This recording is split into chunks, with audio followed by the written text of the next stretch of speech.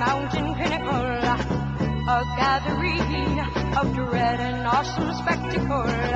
Each in his hand a candle of black, their faces grave, a death-like mask.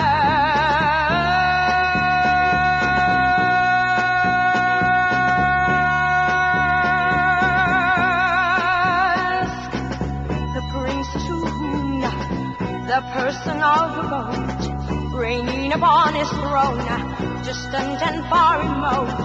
The cauldron boiled, the fires burned, the deepening shadows to figures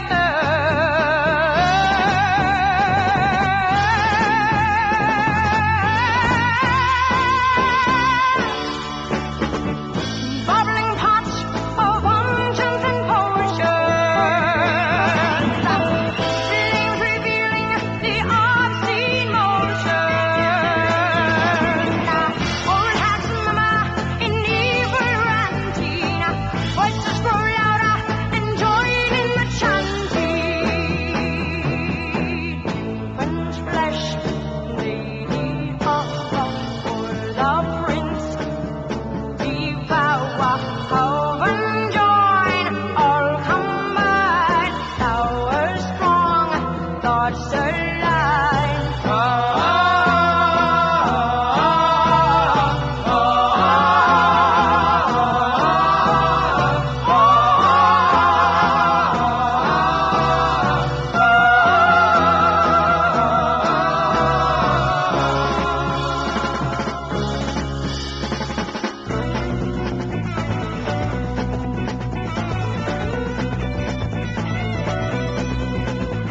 If witchcraft all the fools condemn, it turns around and crushes them.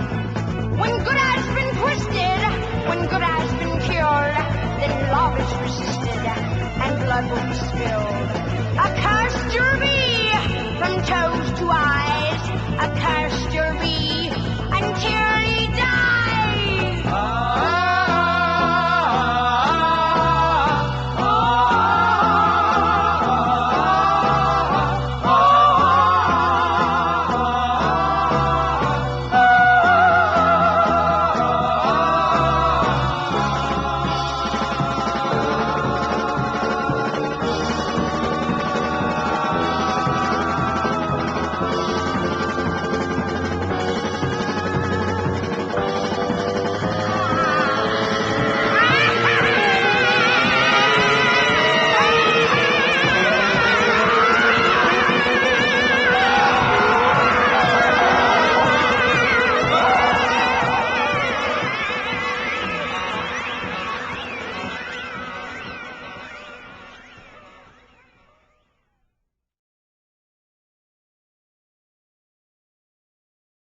You're on.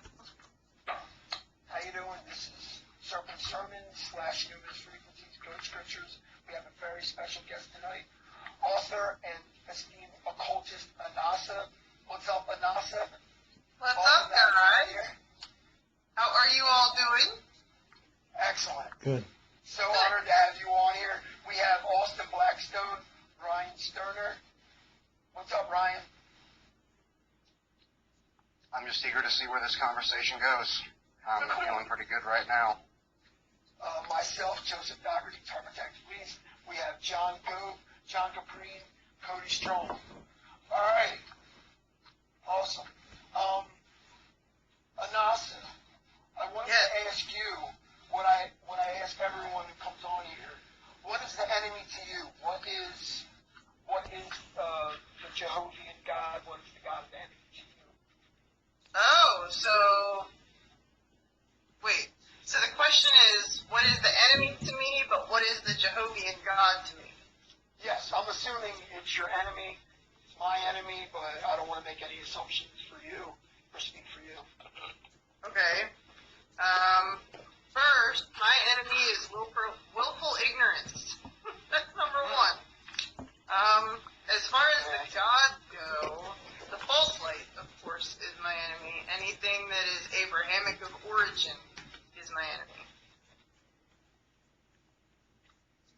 I'm not a creationist. creationist, so this might cause a little bit of a thing. So, No, not at all. That was actually a very good answer. Willful ignorance. Whew. So, Cody, I wanted to ask you, how does the Jehovian matrix, how does Jehovah quantify humanity? How does he put consciousness in a box? What is he doing to humanity that's hindering us from? There's different ways about how. There's different ways about how the enemy light does this, but I'm assuming that you want me to get into the enemy systems of magic real quick. Yes. So basically, Demiurge, this false creator light, has many systems of magic, false systems of magic. You know, magic is sort of for material gains and for self-deification. Well, there is self-deification in the left-hand path. That's a different kind of self-deification, but basically he wants to make his followers more like him, more like he does, more like he is. And, you know, we see throughout the enemy scriptures, we see with the burning bush, to Noah, to King Solomon, and his other magicians throughout history. Anything that he gives to you is poisoned. So anything that has to do, anything, Bible magic, anything that he does is any kind of magic that has to do with enslaving and controlling others. A lot of the enemy lodges, they're like Masons, Golden Dawn, OTO. They're all very into binding and controlling spirits, or hiding behind enemy names, hiding behind a 9-foot circle and multiple triangles and angelic names and shit like Little Bitch. But that's just only slave training. That's just training you to be a better slave. And any kind of magic that Jehovah is going to give you, he's going to give you a false sense of power. He's thinking he's making you bigger and expanding you, when really he's just pulling you deeper and deeper and deeper into the matrix, deeper into the false light. Also Kabbalah, people think that they're climbing the tree of life. They're climbing the higher spheres, the heavenly spheres. They're just going deeper into Jehovah's body. They're just going deeper into him. And then what you end up happening is you have where he just collects your soul and just harvests you. And a lot of enemy angels, false light beings, some people call them archons, some people have seen them, they look like grays or something like that, or they look like just orbs or lights or whatever like that. It's all a Jehovian collective hive mind. It's all a hive mind. You don't want anything to do with that, and you don't want to try to bind or control spirits, because a lot of things can happen. Best case scenario, which is actually still pretty bad, is they just ignore you. They don't even answer that call, and then Jehovah comes and collects your soul, and you get turned into one of these archons and get turned into one of these angels. Or, like Mark Smith says in Queen of Hell, these beings have eternity on your side, so they can fuck with you in other lives or in other ways, catch up to you like that. But all kind of Jehovian magic is Talmud based, is mind control based. I mean, fuck, even in the Bible there we have all these idiots out there. They think that this mark of the beast or the microchip, they think that's from Satan. No, that's from Jehovah.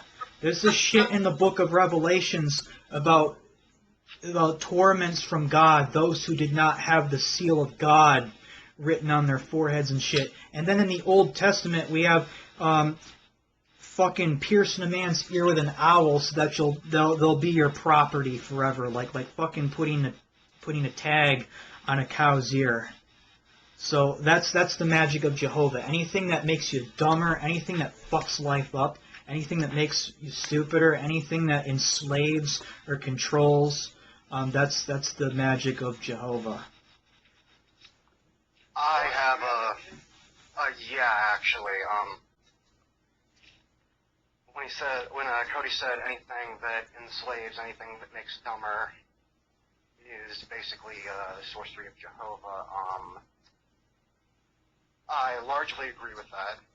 I largely agree that anything that comes from him is poison.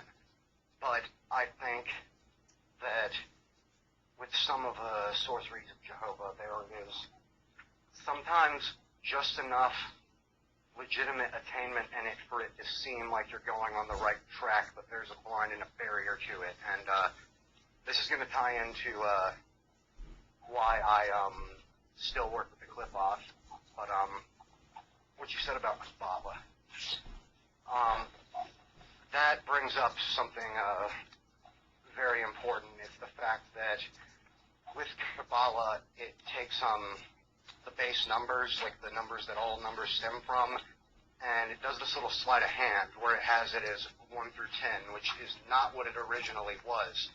It was 0 through 9, not 1 through 10. That's a little sleight of hand because 0 is the source and 9 is the number that always returns to 0, that always returns to the source. But when you make it 1 through 10, you hit a barrier.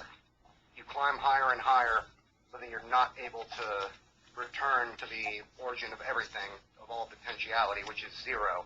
Because 0 has been cut out of the equation, and 10, which is a 2-digit number, not a natural number, is kind of artificially inserted as this, like, a divine thing. But then you have the clip-off. Because with, think of it like this, with 1 through 10, you have 10. You do 1 plus 0, 1. 1 minus 0, 1. 1 times 0.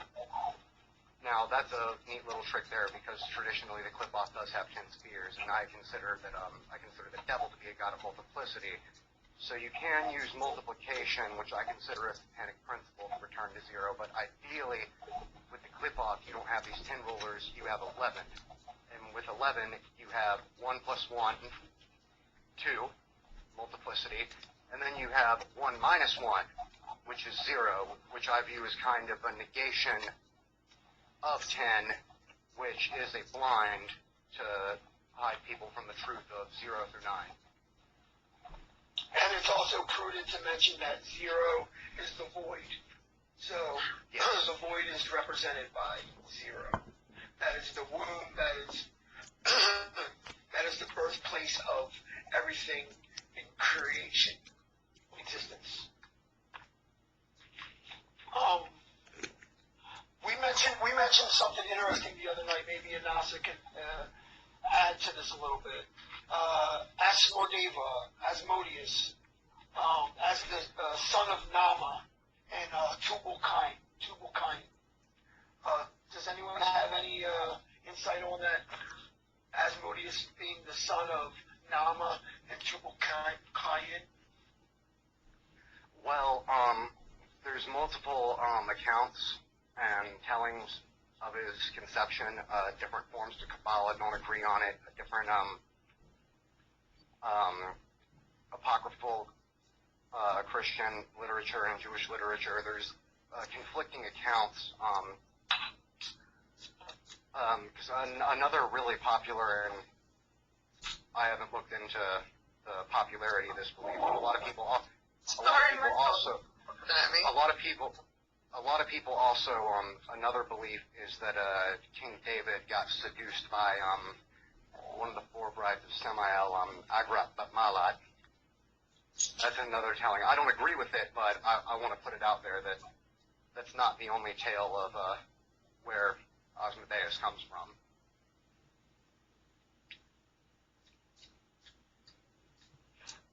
But as I said, I don't necessarily agree with it.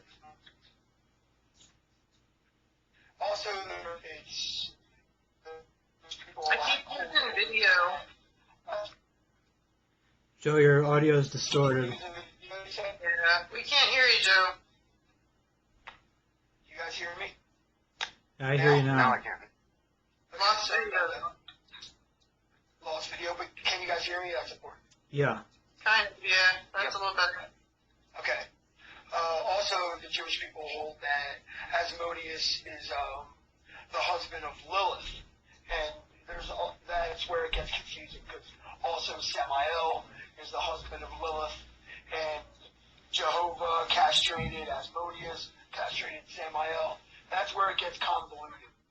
But as far as Asmodeus being the son of Nama and Tubal-Cain, I find that very interesting. Can you add anything to that? Have you heard anything about that, Anassa? What I'm going to say is that in order to understand any of this, we have to look at astrology. Astrology is the basis for basically all of it, and we have to look at planets and spirits of planets and then trace those hierarchies down from the beginning. So from like the very first cults that ever existed, way before Jehovian times, way before Kabbalah, I guess, ever existed, way before the Jews. Lots of video again. Gotcha.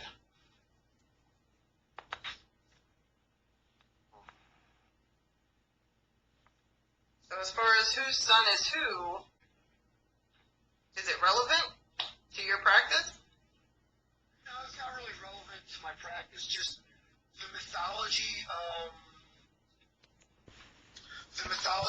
the deities that I am drawn to. I like to know everything about them.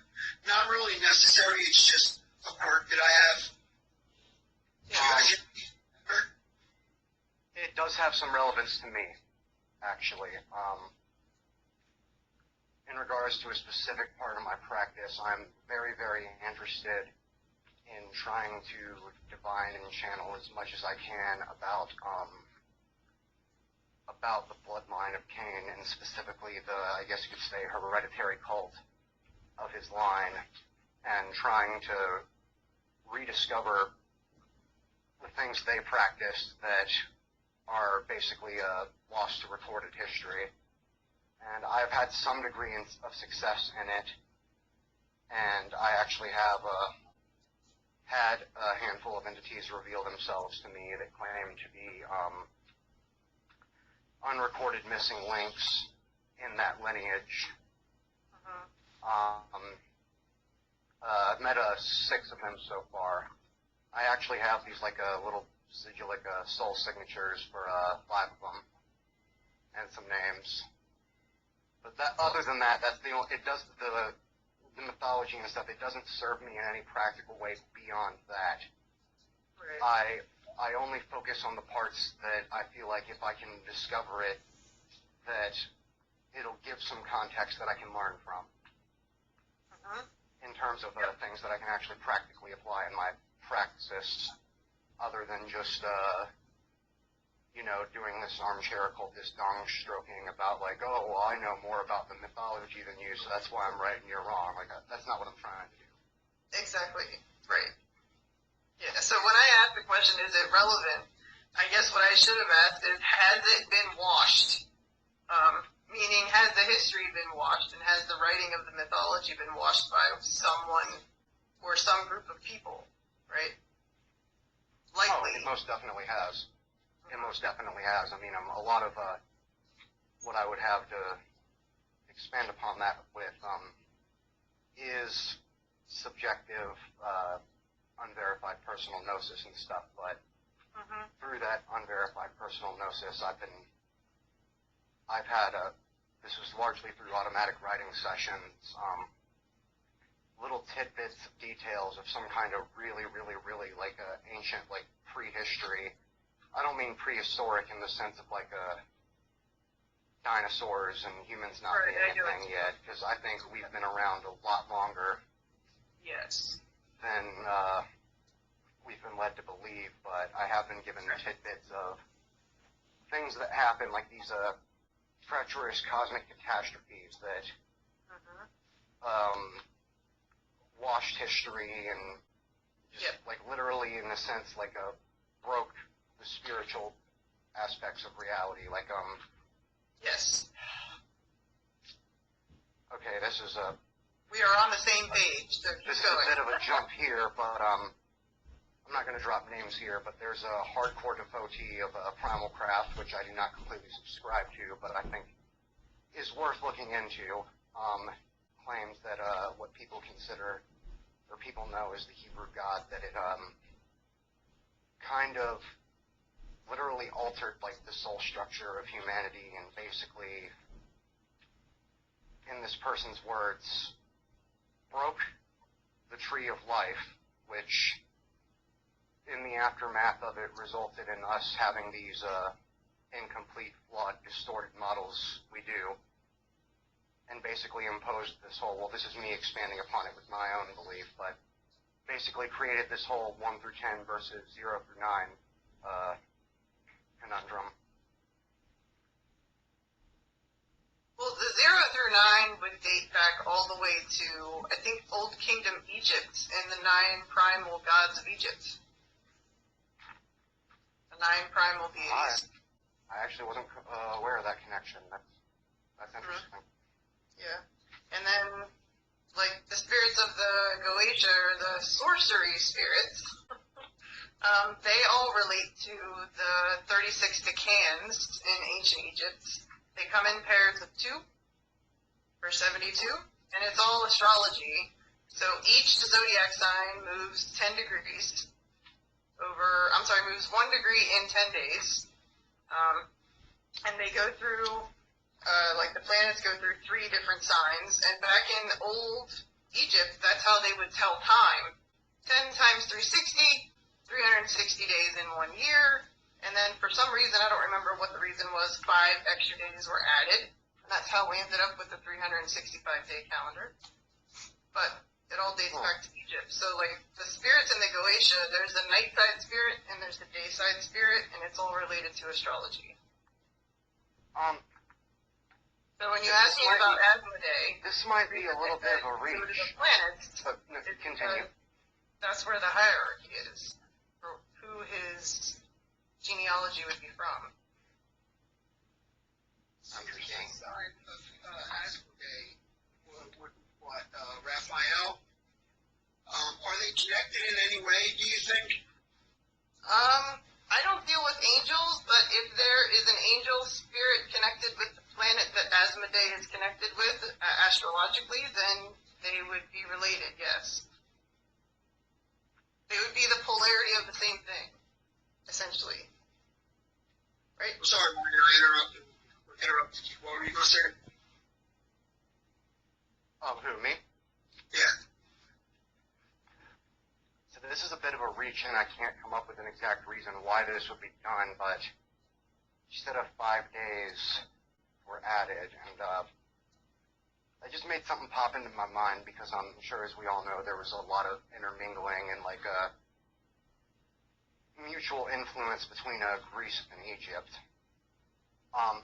Yes. So on that subject of Greece, I don't know a whole lot about this, but I heard that because I have this thing in my life where the number 23 just follows me around and shit, and I see it everywhere, and I have for a long time, since before I got into this shit.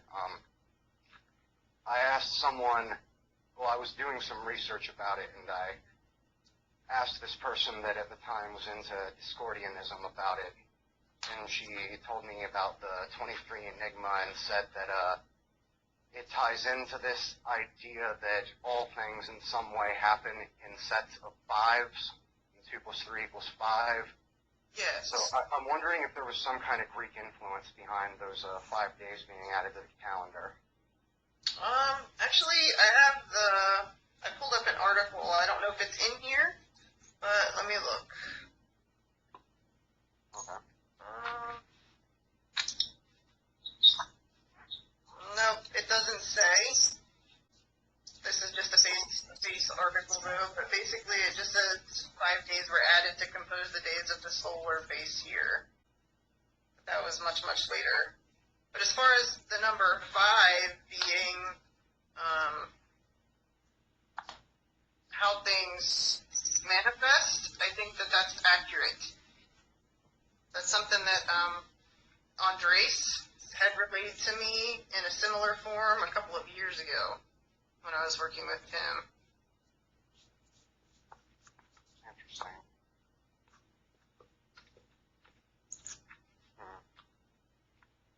I'm going to have to look into that more on my own time. We'll pursue that more. If you want to find the information, look up the 36 fixed stars of Egypt. And that's where you'll find the information about the decans and how things move, and the planets and the spirits of the planets and all of that information. But the 36 fixed stars of Egypt, the names somehow have been lost to history, so they're not known which particular stars they were talking about. But the 36, there's another 9 reference as well. Yeah, 3 plus 6, or 3 times 6, which gets you 18, and then you have 1 plus 8, so 9, so yeah. 3 times 3. Yeah, or 3 plus 6, yeah, that's right. So. Anassa, I was wondering if we could talk a little bit about your upcoming book. About Library Kate? Yes. That book is going to be the death of me, I swear. It Why? is, because, yeah. What would you like to know? Methods you learn about obtaining the gnosis for the book. Why you started writing the book. What pushed you to get that information out there? I think that it started directly after it became known to me that Agate was the one that I was actually working with instead of, well, I can't say instead of, but the name not being Diana, being Agate. There was a lot of stuff that happened in my life after that experience occurred that is still kind of unexplainable. So, working with her then is basically what put me on the path to decide to put some of the stuff that she taught me and the information that she relayed to me, more specifically about rites of possession, the appropriate cast of a circle, the appropriate procession of a circle with a group of people to subdue elementals in order to do what you need to do. And I'm not talking about subduing spirits or constraining things, but there's a certain method by which things should be a quad, okay? And then subdued in that manner, you being the 5th, being in the center. There's that number again. Yeah, right. Yeah, there's always 5. Like, 5 is necessary to create. 5 is the human number for creation. So that 23 is very valid. So the reasons why I'm writing the book is because I think there's a lot of crap out there about Hecate. There's a lot of Wiccan washed stuff out there that drives me crazy. They whitewash everything they come into contact with. Like, even if it's an entity I don't like, there's always something darker to it than they know or are willing to admit. Like, a great example is Pan. Ooh, that's... Yes, that's another one. Every time he shows... I don't really actively mess around with him and stuff. I've come close to it a couple times, but, like, anytime he shows up and just screws with me a lot, and it's, like, it's not at all this love and light thing that he's not they make him fanciful, out like to be. they say, no. And he's not... Another thing, too, he's not Saronis. He's not Saronis either. Hell no. Like, that's if he's closer to anybody, he would be Dionysus. closest relative. Well, there's different accounts in Greece, but there is actually one myth where he is the offspring of Dionysus, and there's another one where he's both the father and the offspring of Dionysus, and that's pretty confusing, but, you know, anytime I think about that and try, like, I just say to myself, like, that doesn't make sense. I hear, like, this little flute, I hear, like, a little flute and, like, stop thinking so hard. It doesn't have to. Right. If you look at way, way back in history, if we can go back as far back as possible, what we'll find is the mythology of the twins. That everything comes in pairs when it comes to being born or giving life. So goddesses, sometimes a god will have a twin sister or a twin brother. So there's always the twins. So if you start there, it'll help you understand what's happening.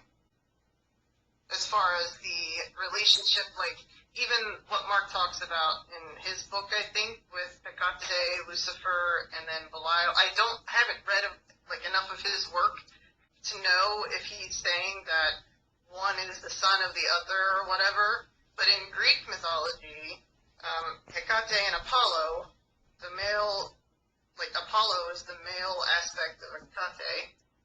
And most people relate Apollo to Lucifer, as far as I know. Yeah, Mark is saying that Lucifer is the son of Hecate. Mm-hmm. Yes. So, Yeah, in the Greek mythology, A little more than that also, Mark also describes him as basically the medium that her power flows through into this universe, if I recall correctly.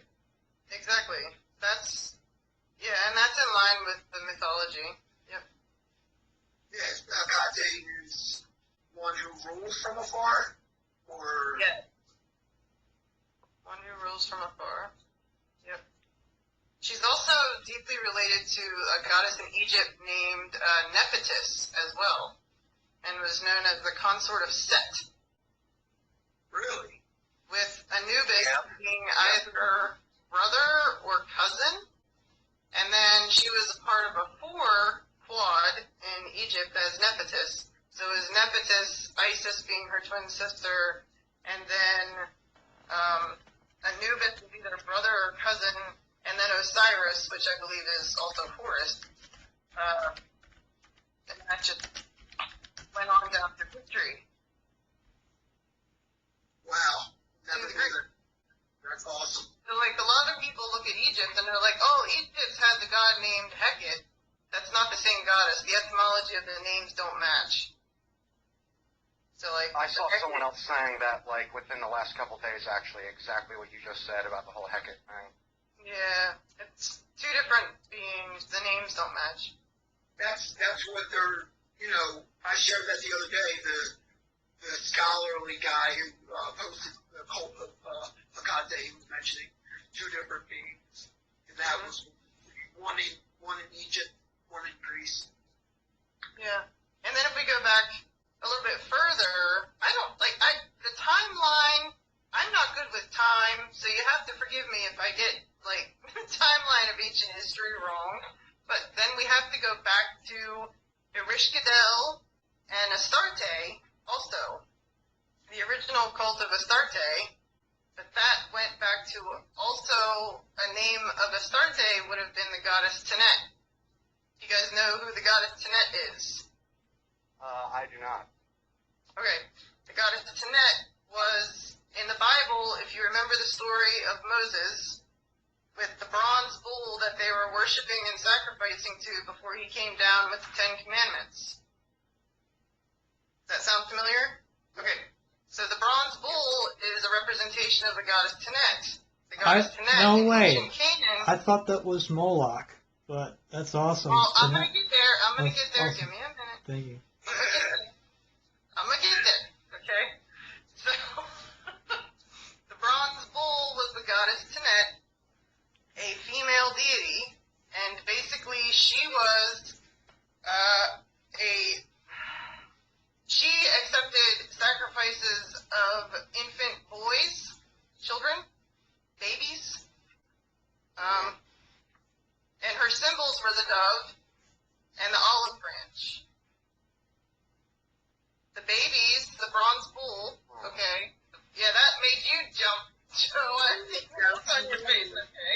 The safety out of Noah's Ark, the olive branch and the dove. Yeah, Tanet's still ruling. You can come now. Kind of. It's fucking creepy, okay? Yeah. But Tanet, she would hold her arms out like this on the bronze statue, and then they would put the infant on the arms of the statue, and the arms would drop, and the babies would fall into a pit of coal and olive branches that were burning. The sardonic laugh, the laugh that's like psychopath laugh, actually originates from child sacrifice of Tanet, because when they would drop the living infants on the hot coals, their mouths would open and they would look like they were laughing as their bodies quivered. So, that's the bronze bull. It's a female goddess, okay? Baal Haman, okay, was her consort. Baal, B-A-apostrophe-A-L, is another etymological representation of the name Belial, Belier, however you say it, in whatever language you want to say it in. Belial, or Baal, means master or lord. Yeah, kind of like Adonai. Yeah, exactly. So for Belial to mean, as some other famous people put it, without a master, makes no sense. Because etymologically, the language doesn't match. So it doesn't mean without a master, but it still means master, lord. And he was known as, Baal Haman was known as the two-horned ram god. The ram, not the bull. Okay? The ram. This is where the goat comes from. Was Baal Haman. And all the emanations of him down through time. So the ancient people that used to sacrifice babies were the Semites. Common day Hebrews. Phoenicians.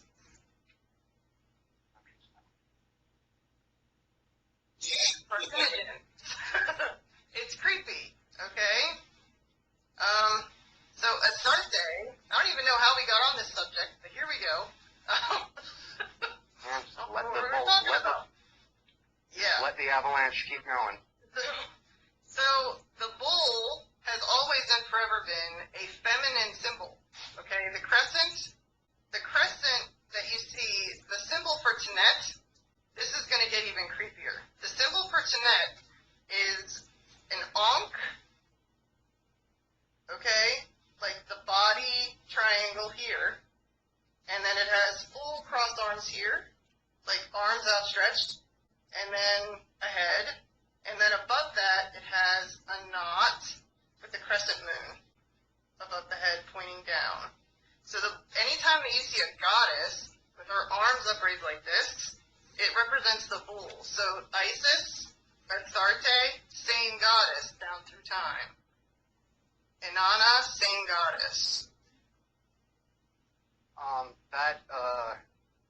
That brings me to something interesting, which,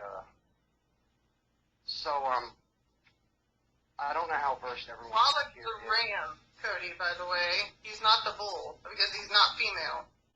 Moloch is an emanation of Baal Haman. He's I don't he's a goat.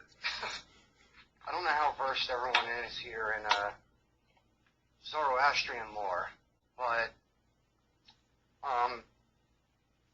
in that lore, at one point there was a like how Ahura Mazda in Zoroastrianism is largely considered a sun god, and it is basically the first monotheistic religion in recorded history. But there was kind of a twin right-hand man to him, and it was actually a divine hermaphroditic bull. Not necessarily female, as I said, hermaphroditic. But I think that I don't know a whole lot about Mithraic belief, but I've started to wonder if the whole mythos of Mithras slaying the bull, the whole symbology, I wonder if that was some kind of a corruption of an older Zoroastrian teaching, because as a middle finger to Ahura Mazda and to demonstrate his own sovereignty and his own extreme level of power, Ahriman spitefully killed it. Ahriman actually killed this hermaphrodite bull. And I don't know where to go from there, but you were talking about bulls and femininity and so all of at that, some, and it just right. got me thinking about that. Exactly. So at some point, when monotheistic religion became a thing and the old cults were basically trying to be stamped out when the wars started, and there were a lot of wars back then, that things kind of got switched around and perverted in a way, or inverted maybe. Okay, so like back in the, like if you think of like ancient Akkad, for instance, ancient Acadia, there's a god there. Okay, like back then in like ancient Acadia, the moon was male, not female. So the god, there was a god back in ancient Acadia named the English name is Sin. I can't pronounce the Akkadian name, it's beyond me. But anyway, his name meant moon, okay? In our language, the name is Sin, S-I-N, okay? That's in the Simon Necronomicon, actually, I believe it's the Gate of Inanna. Yeah, that would be related to Inanna. Exactly. Inanna, Ereshkigal, it would be all related to the same deities. Yeah, this is Akkadian stuff, like, way back. So then, Sin, if you think about what they do in the Bible, the children of Sin would be the children of the moon, right? If you're born with original sin, you're not born with anything, you're born of the moon. And the Christianity is a solar, sun, astrology-based religion, right? So they need to wash you of your origin, which is that you are a child of the moon, in essence. So they completely inverted everything. And they just stand by it. The whole Satan and Moloch at Thamael, like, why is this still a thing? Like, this is crazy. This is not a thing. Moloch was traditionally a god. Okay, so Baal-Haman, this is the representation of Moloch. Baal-Haman was a god of vegetation and fruit. Kind of like Dionysus. So was Moloch. They weren't child eaters. It was the female goddesses that were the child eaters. Not the men. Even in ancient... Lilith is associated with doing that, actually. I'm sorry? Lilith is associated with doing that. At least some of her aspects are associated with eating babies. There's one aspect of Akate that's associated with that as well. Really? Damn. Even in like Mesopotamia. I didn't know that. I know that historically Greeks would offer dogs to her. I didn't know the baby thing though. Yeah. Well, they didn't sacrifice children to her, but during one of her emanations, in one of the stories, she's supposedly to also have a male counterpart, not just known as Apollo, but also Kronos, as she's considered one of the... I was just about to mention him. I was just about to mention the whole Kronos eating his kids thing. Yeah, so that's how she ended up having the baby eater part, was because of Kronos. Yeah. He's one that I'm actually a little bit scared of from some of my interactions I would be too. Yeah, and the cool thing about, going back to Tenet, have you ever heard about the redheaded stepchild, the redheaded person being the bad one? Tenet is a goddess of red flowy hair. Well, yeah, funny enough, ancient Egyptians actually feared redheaded people because they believed they were literally the offspring of Set. Which is one of the things that makes me really drawn to him, because I don't know if you can see with the camera, my hair's got a lot of red in it. So is mine. Mine's red purple, but the lighting's terrible. So, can't see. Cody, what were you going to say? My hair is really dark, but sometimes I get a red beard. And I just wanted to say that Lamash 2 is another baby snatching monster. In the Sumerian Mesopotamians, they have little figures. They make little figures of Pazuzu, like this, to scare off his wife, Lamash 2. Yep. To protect their kids at night. So. Exactly. I just like that whole thing. This isn't really anything deep. It's just I just like this idea of use image of the bigger, scarier, eviler monster to scare away all the other scary, evil monsters. Evil to cast out evil. I just get a kick out of that. Yeah. Huh? Evil to cast out evil. Mm-hmm. Yeah. Yeah. And it's really funny. Actually, on that note, I actually want to just on that note touch upon the subject of exorcism and stuff, because in my personal experience and from what I have observed and heard from other people's experience, calling upon the infernal or just dark spirits in general for the sake of exorcising something out of them, it is my belief, my experience, and what I have heard from others' experiences that that's a shitload more effective than Catholic exorcism. A shitload. Of course it is. I don't know why it wouldn't be. There's no power in Catholic exorcism. There's not. Anytime it's successful, it's just because, despite being who they are, the priest, the one engaging in it, has some degree of personal power that he is not but exercising, and not really consciously doing it. Usually, some of them might know what they're really doing. Well, this is just from my own study of exorcism. My view on exorcism, what the Catholics try to do is basically like saging the air, okay? Like they believe that all of these spirits are the daemonia of the Greek, right? The spirits of the midair, which is why, but the daemonia in Greece was the restless dead plus the air spirits, okay? Which could be angels, could be demons, could be fallen spirits, could be whatever. But they all reside in the liminal space that we just can't see. Okay, but we can experience them.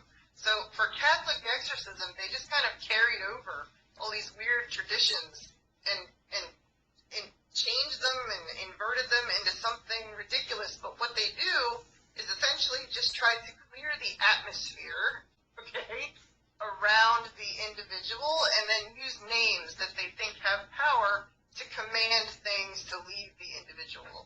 So you see a lot of water, you see a lot of just incense going. It's absurd. It doesn't make any logical sense at all. So, And another thing I want to point out too about the absurdity of it, when they think that it's being effective, when they're doing this to someone and they start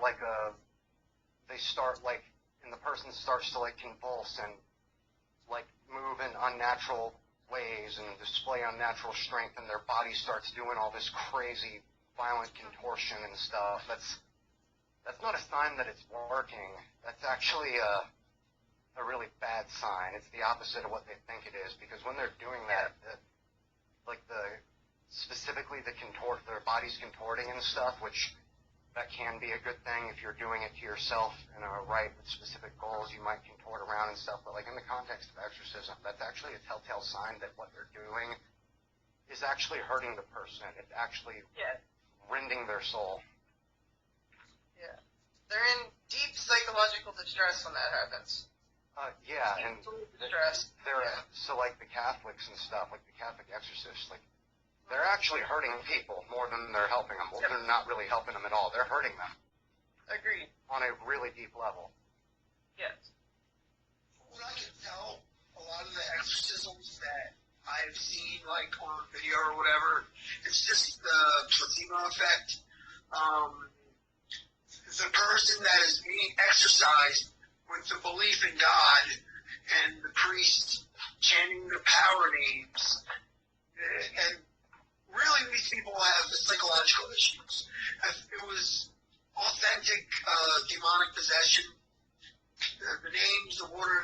don't do anything. But it's the placebo effect. It's the belief in God and that the priest is actually doing something. Well, I think it's a little bit. You're not necessarily wrong. That is a major factor in it. But a lot of the times, if there's any kind of a genuine possession going on, it's not a demonic. It's the dead. It's either the dead or some kind of predatory astral parasite. Yep. But I do have to point one thing out, though, is that very weak, lower, lesser demons are a thing, and that's an important thing I think that everyone, like on an infernal path, needs to realize, is that there is such a thing as very, very weak, at least by the standards set by like a Qliphothic ruler or a Goetic demon or one of the archdemons of the tunnels of Set. There's a major difference between that and then a random low-level lesser demon, because those things really have, like, they carry a bit of what I refer to as tenebris spiritus, which is a basic component and core building block of anything explicitly infernal, but they're not really worthy of being called demons, and a lot of them are actually denied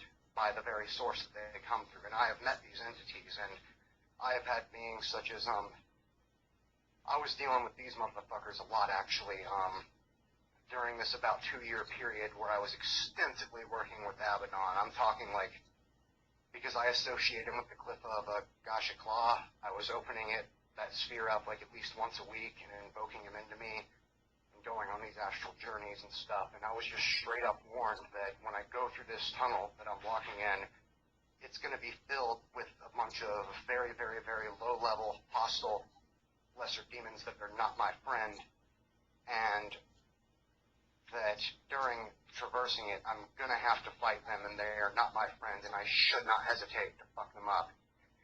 And this followed by me, this was around the time where I discovered the concept of lesser angels. Mm-hmm.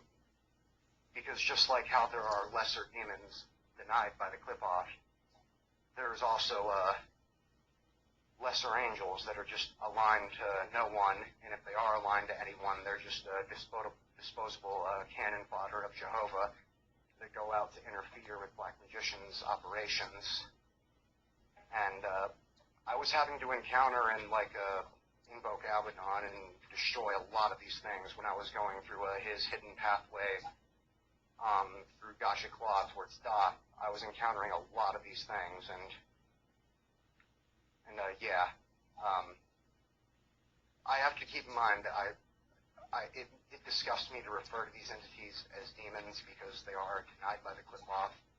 They really have no loyalty to anything. They just have a bit of this substance in their spiritual composition where technically you have to acknowledge them as being demonic. Or some of them are denied and don't really exist within the Qliphotic realms. And other ones are literally trapped inside, basically, these caves. Yep. And are, they were obstacles. Like, I was literally having to, focus myself and focus on the astral as hard as I could. And I was literally having to fight these things and take these weapons Abaddon was giving me. And, I was having to kill these things. So, it was presented to you in your waking life? Or was this all astral? Both, actually. I had these things following me around in my mundane life, fucking with me. And I was having to do all these constant banishings and stuff, and just constantly having to fight this shit off. But anytime I did the sphere opening and I did another journey to basically take whatever piece of myself that I left in that tunnel, I returned my consciousness to it, and I'd go further down, and there'd just be obstacle after obstacle after obstacle that I had to go for. And as I was fighting off these denied lesser demons during this, I'd go back to my mundane life, and in my mundane life, I just have all these low-level lesser angel grunts of Jehovah just attacking me constantly, trying to fuck my life up and trying to make me sick and shit. And So yeah, like they're not the same kind of entity, but they're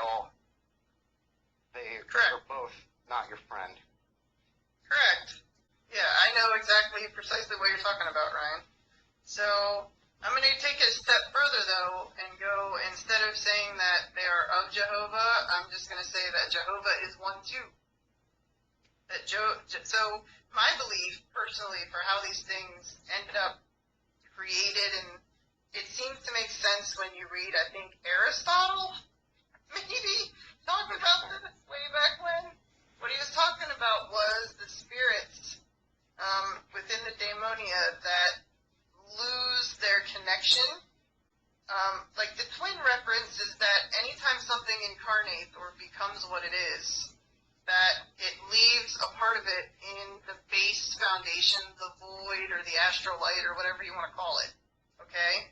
And that these things that Ryan's talking about, they're denied because they have fallen.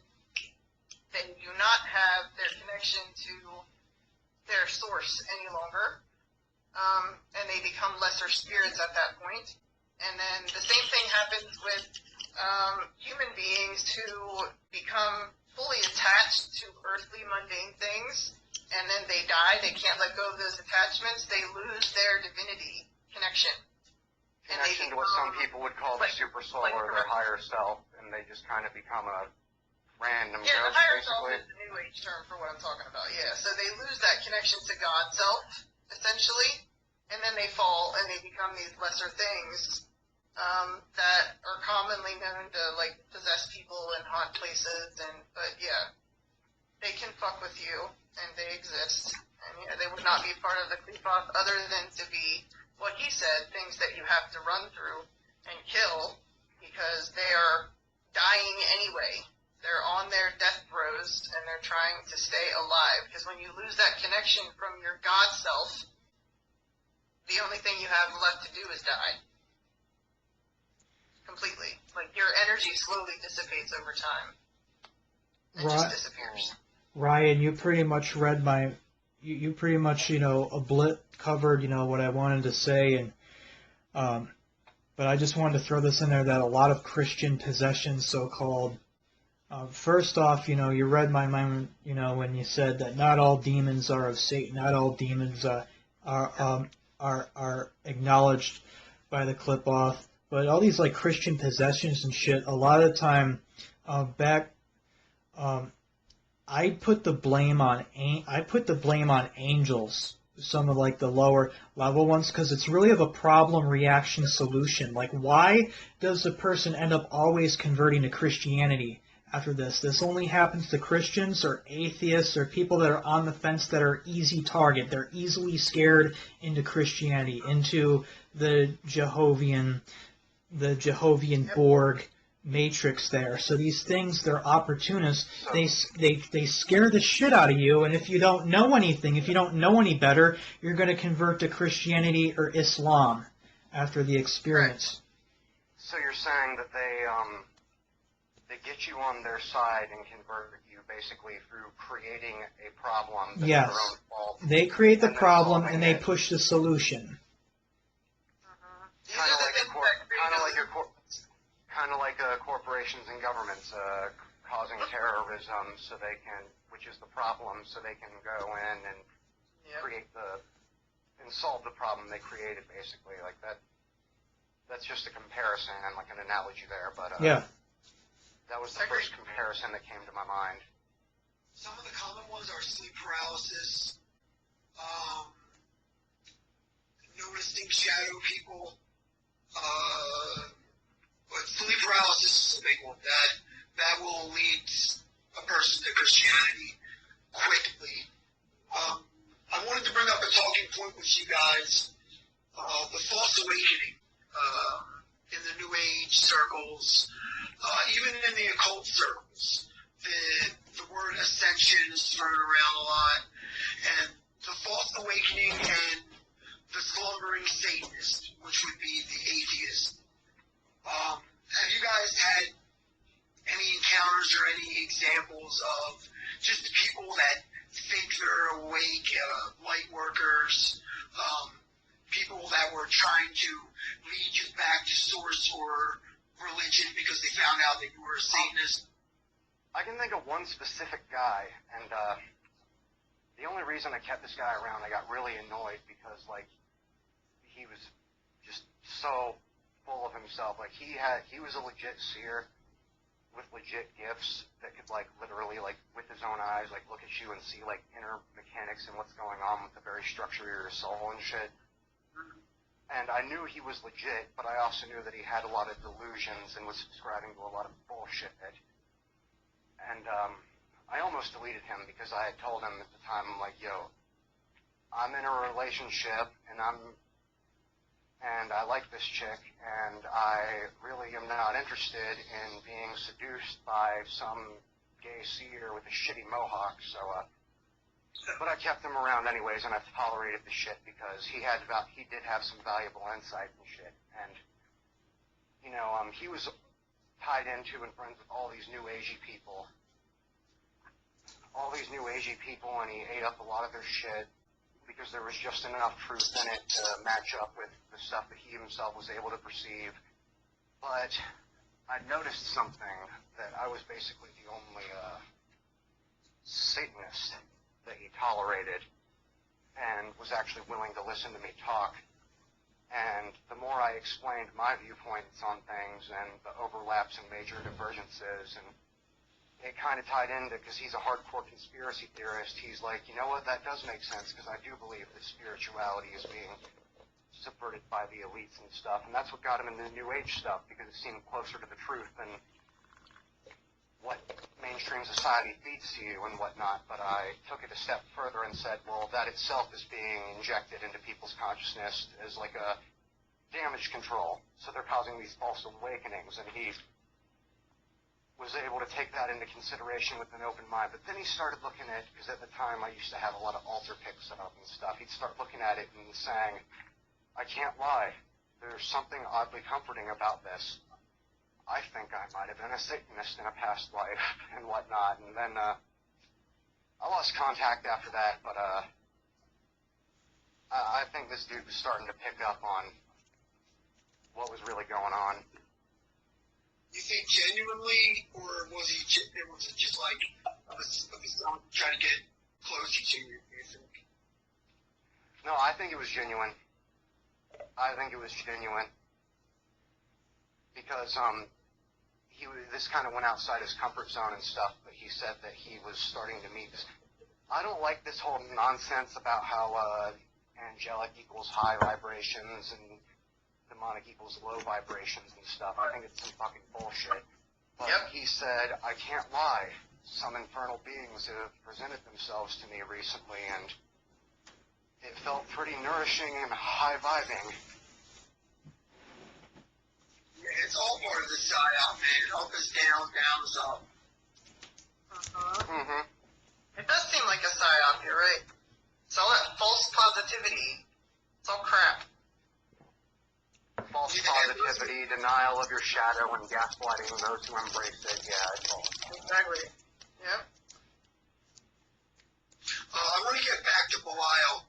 Anassa, do you find any validity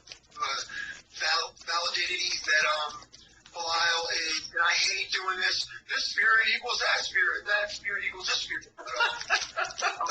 Belial is the bull. Is there any connection with Belial and Baal Zebul? I'll say there's a connection with Belial and Baal Haman, and any of the Baals throughout history. Okay. So any of the Baals throughout history are connected with Belial because it's the same name, it's just spelled differently. It means master or lord. There's something I actually want to add to go back to that.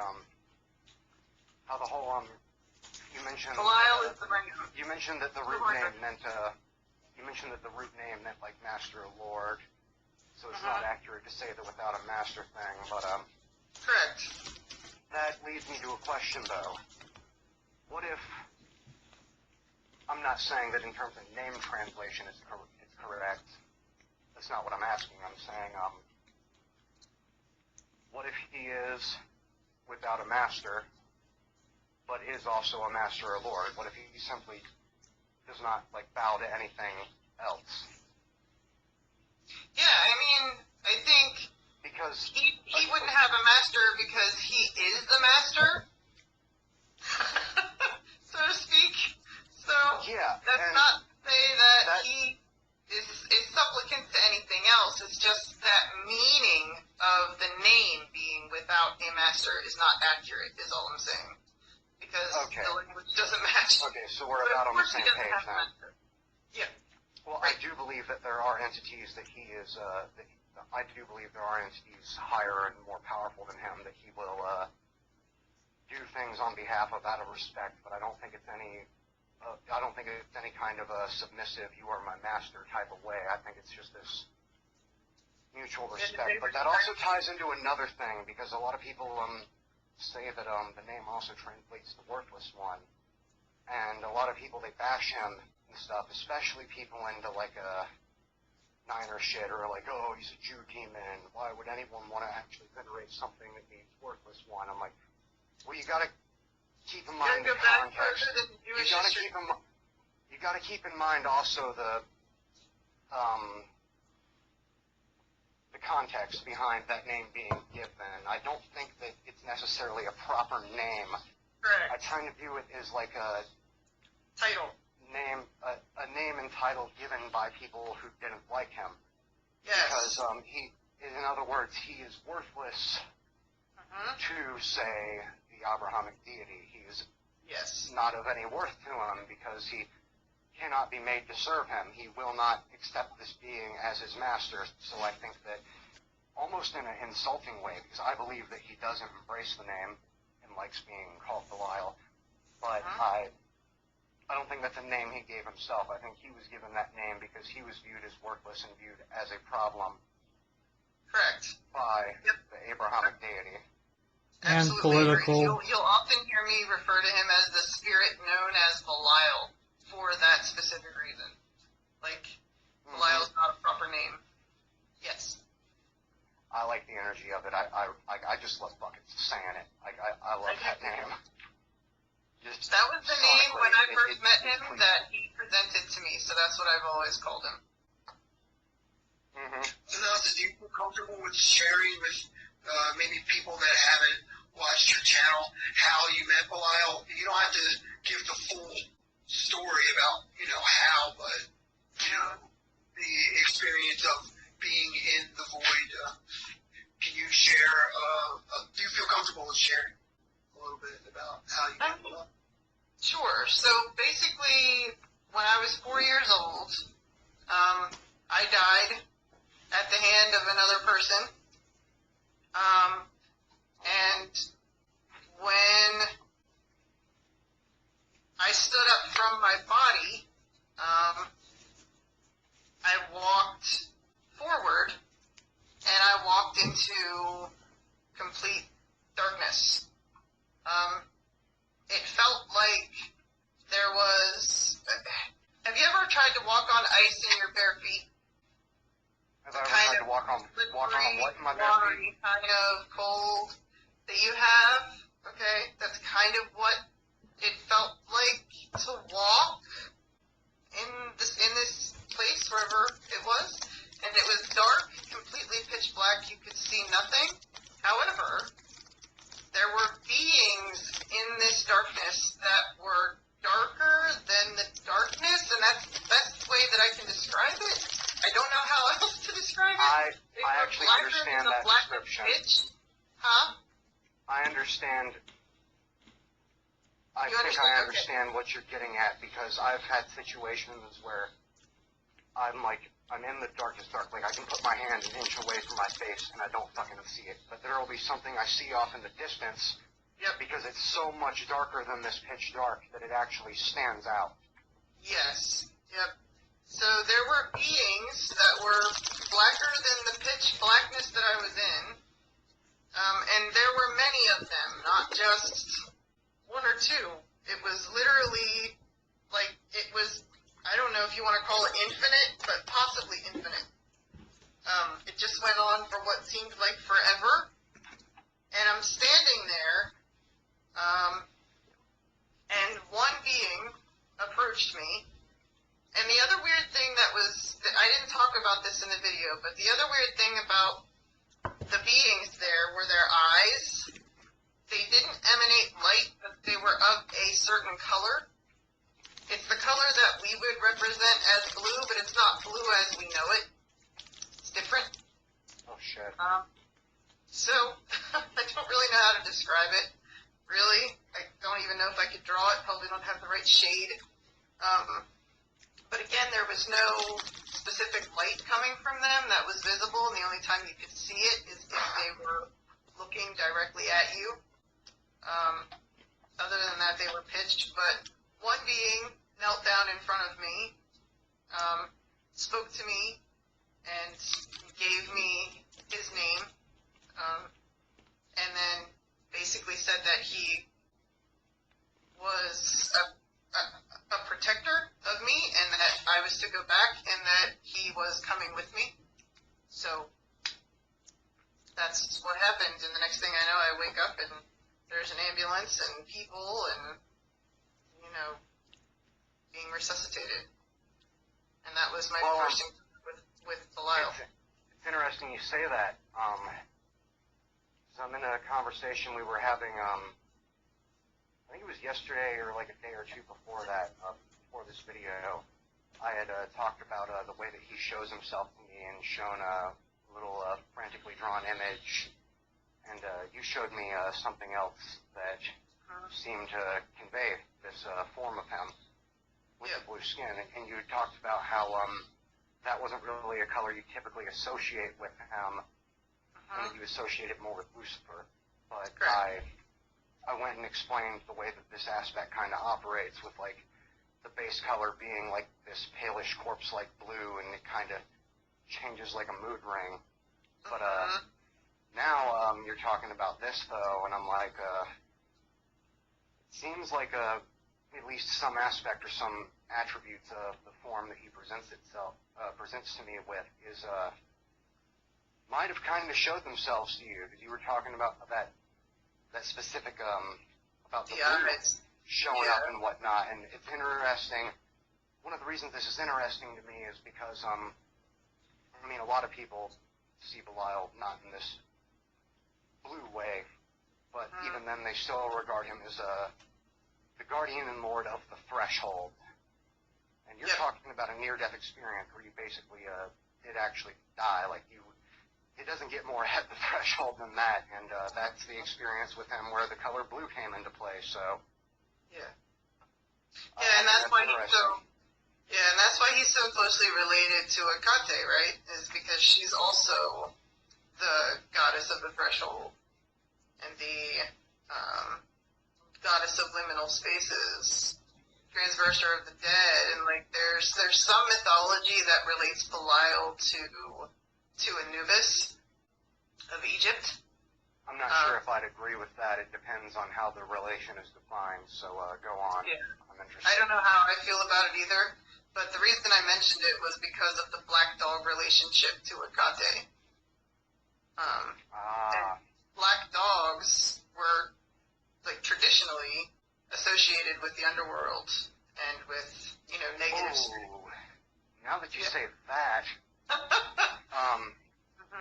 now that you say that, it brings me back to the Apollo thing. I didn't mention this before, but I am of the belief that Apollo is either a separate, functionally independent aspect, or a bit less independent than that he actually has a connection to Abaddon.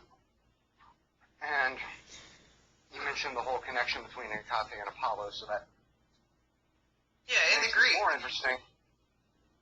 Yeah, well, in the Greek it is. I really are you familiar with how in the Bible, in Revelations, when it's referring to this quote-unquote angel of the bottomless pit, it literally says that in the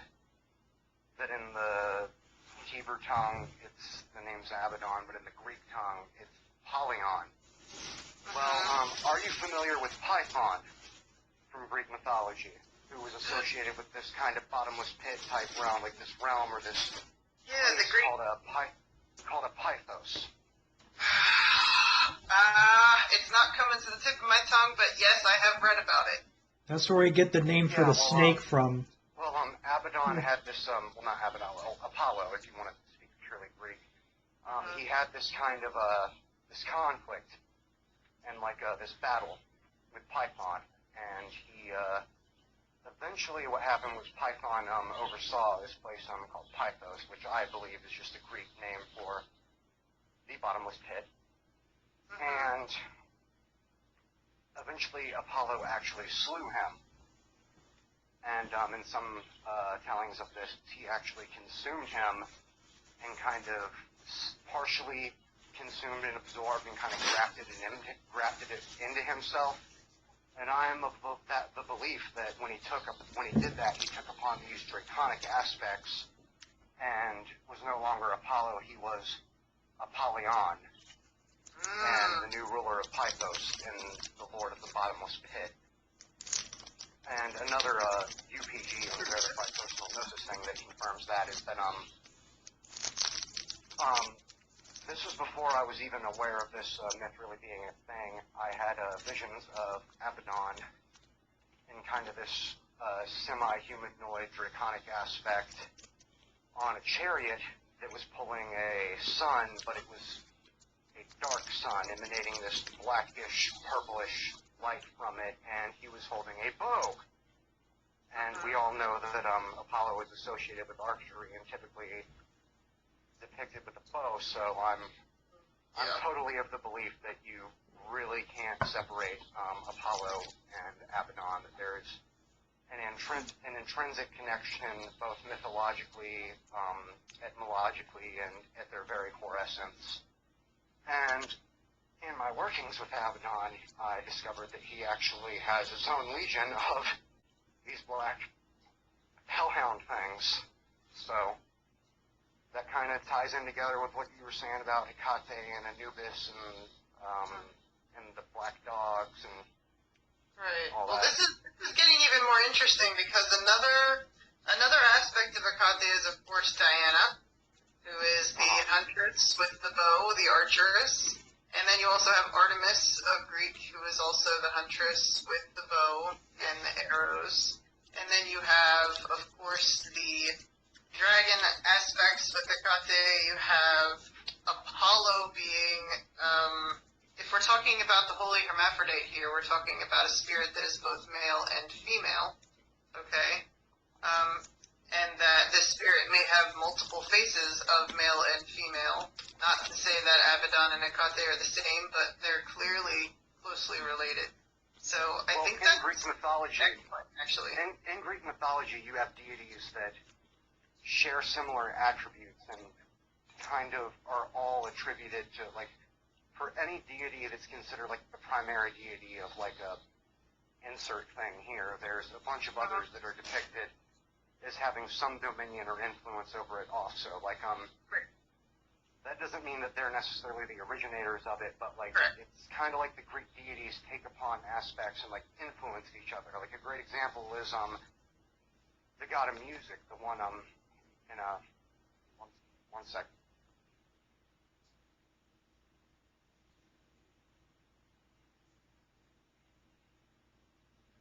Also a connection in the hymn of Belial, it says that Belial dwells with Abaddon. So. Say that one more time, Joe. I couldn't hear you.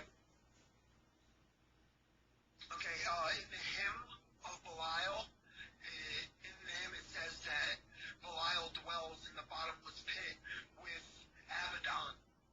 So that's another apparent connection. Yep. All right.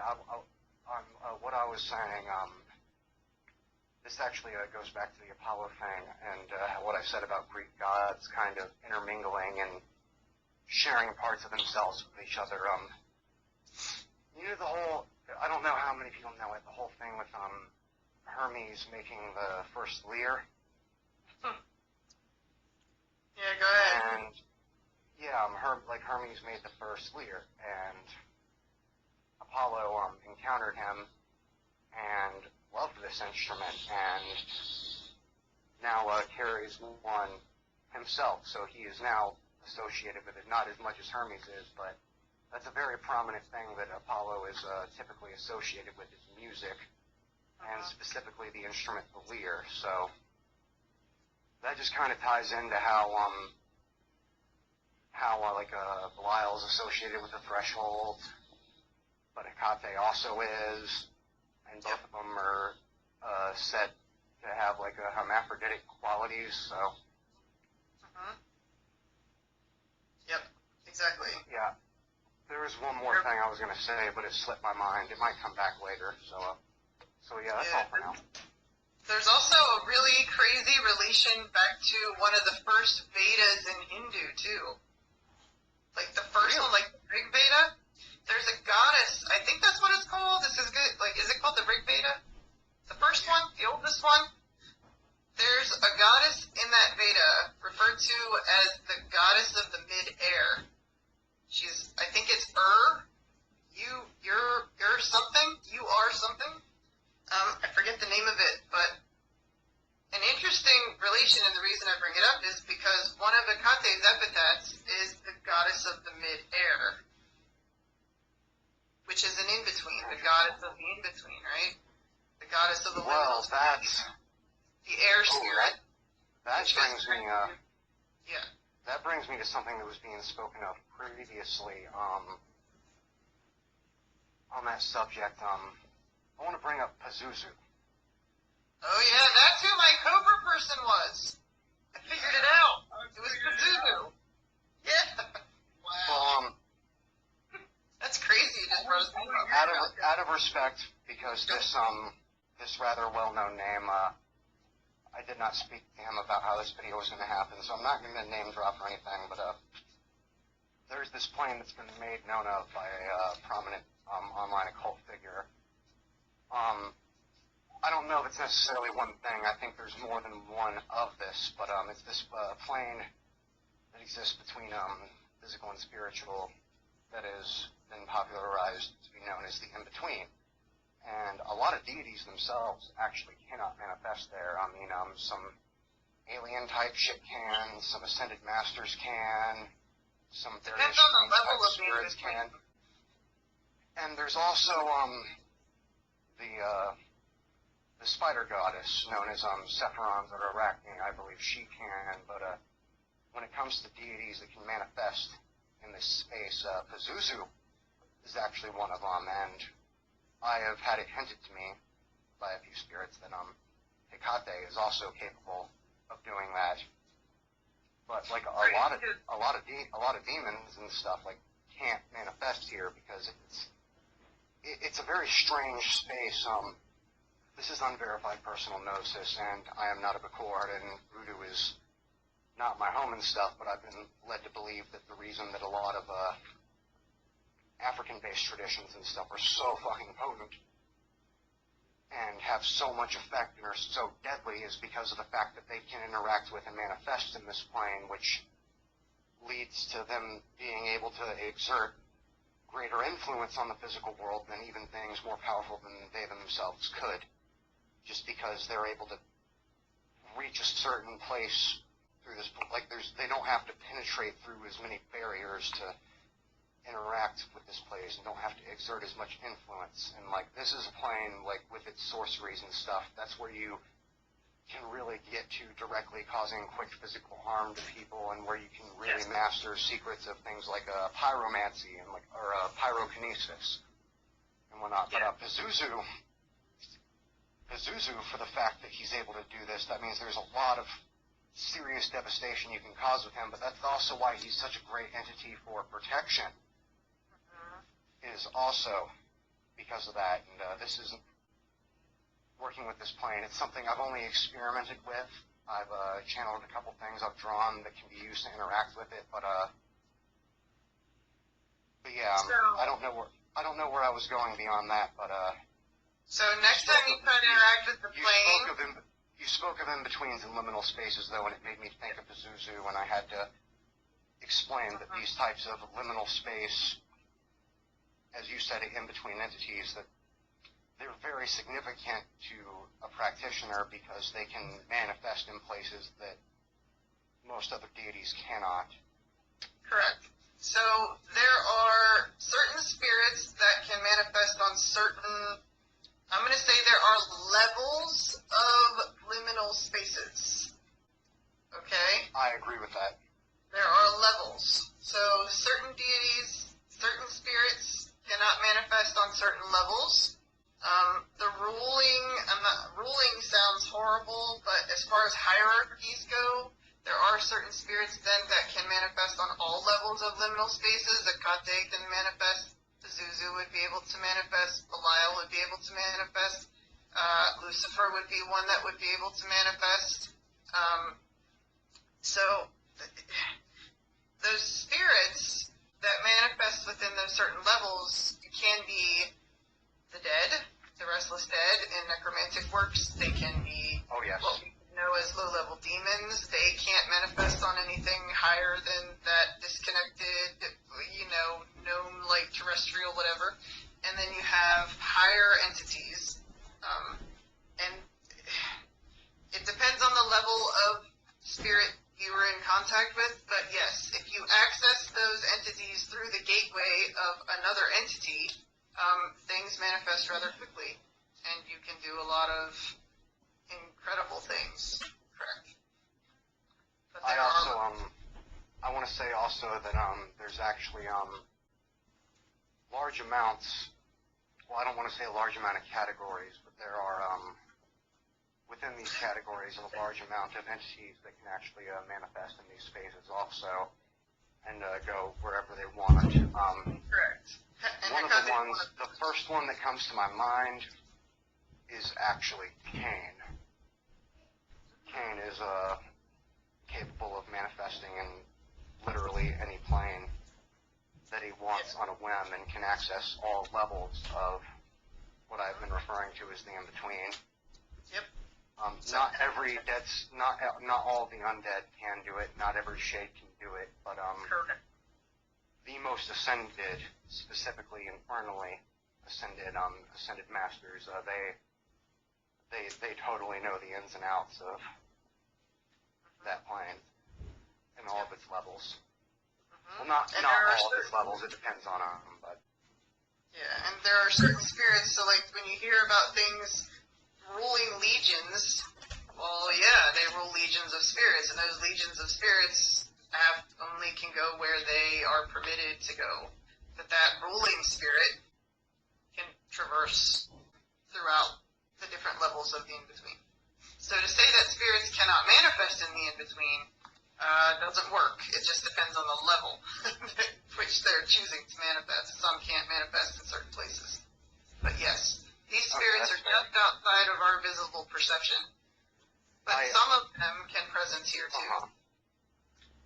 I also believe that there are actually living entities that can manifest in levels of this place that even a lot of deities can't, and they use it to deceive people into thinking that they themselves are more powerful than they actually are. Interesting. And I don't want to go too deep into like a tinfoil hat rabbit hole and stuff, but Were you gonna go through like say aliens or something, or are you talking like humans actually? Specifically. Well, that too, for sure, that too. But yeah, there are. I do believe there are certain levels of this shit where you will encounter what people consider like the trademark image of like a gray alien and shit. And that you should not try to access certain levels of this plane under the influence of certain substances, because it actually, you become a beacon when you go there, and things that don't want you there will try to fuck with you. I mean, this is why throughout history, going to a crossroads, like outside of the Christian washing, entering into a liminal space has always been inherently dangerous throughout humanity, because there are things that reside in the liminal spaces that, you should not be fucking with, because there are, I don't want to say tinfoil hat and go portals, but yes,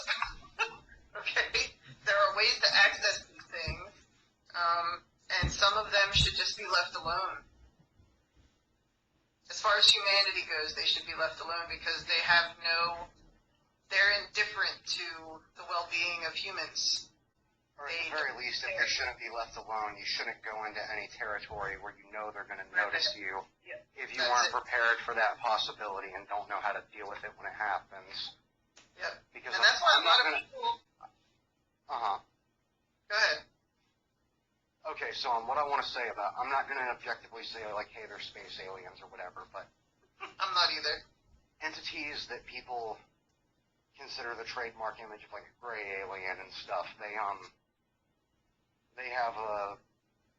strong psychic faculties with the shit that they're able to do, but they are also very, very vulnerable. A lot of people don't know this, and their workings and stuff will have these beings presenting themselves like grays, which show up to them, and it's like the things are like peering inside their mind and in their head, and they can't stop them and shit. But like,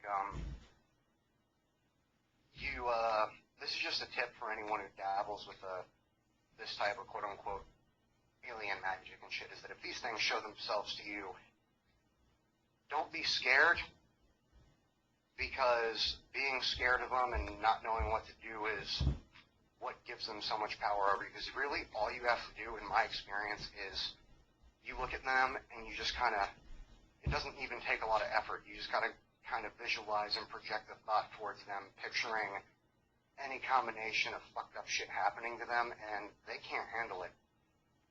They can't handle it. Like, it short circuits them, and it literally looks like a seizure-like response to it and shit, because they process it as if it was something actually happening to them, and you basically give them a seizure, and it's really fucking easy to do.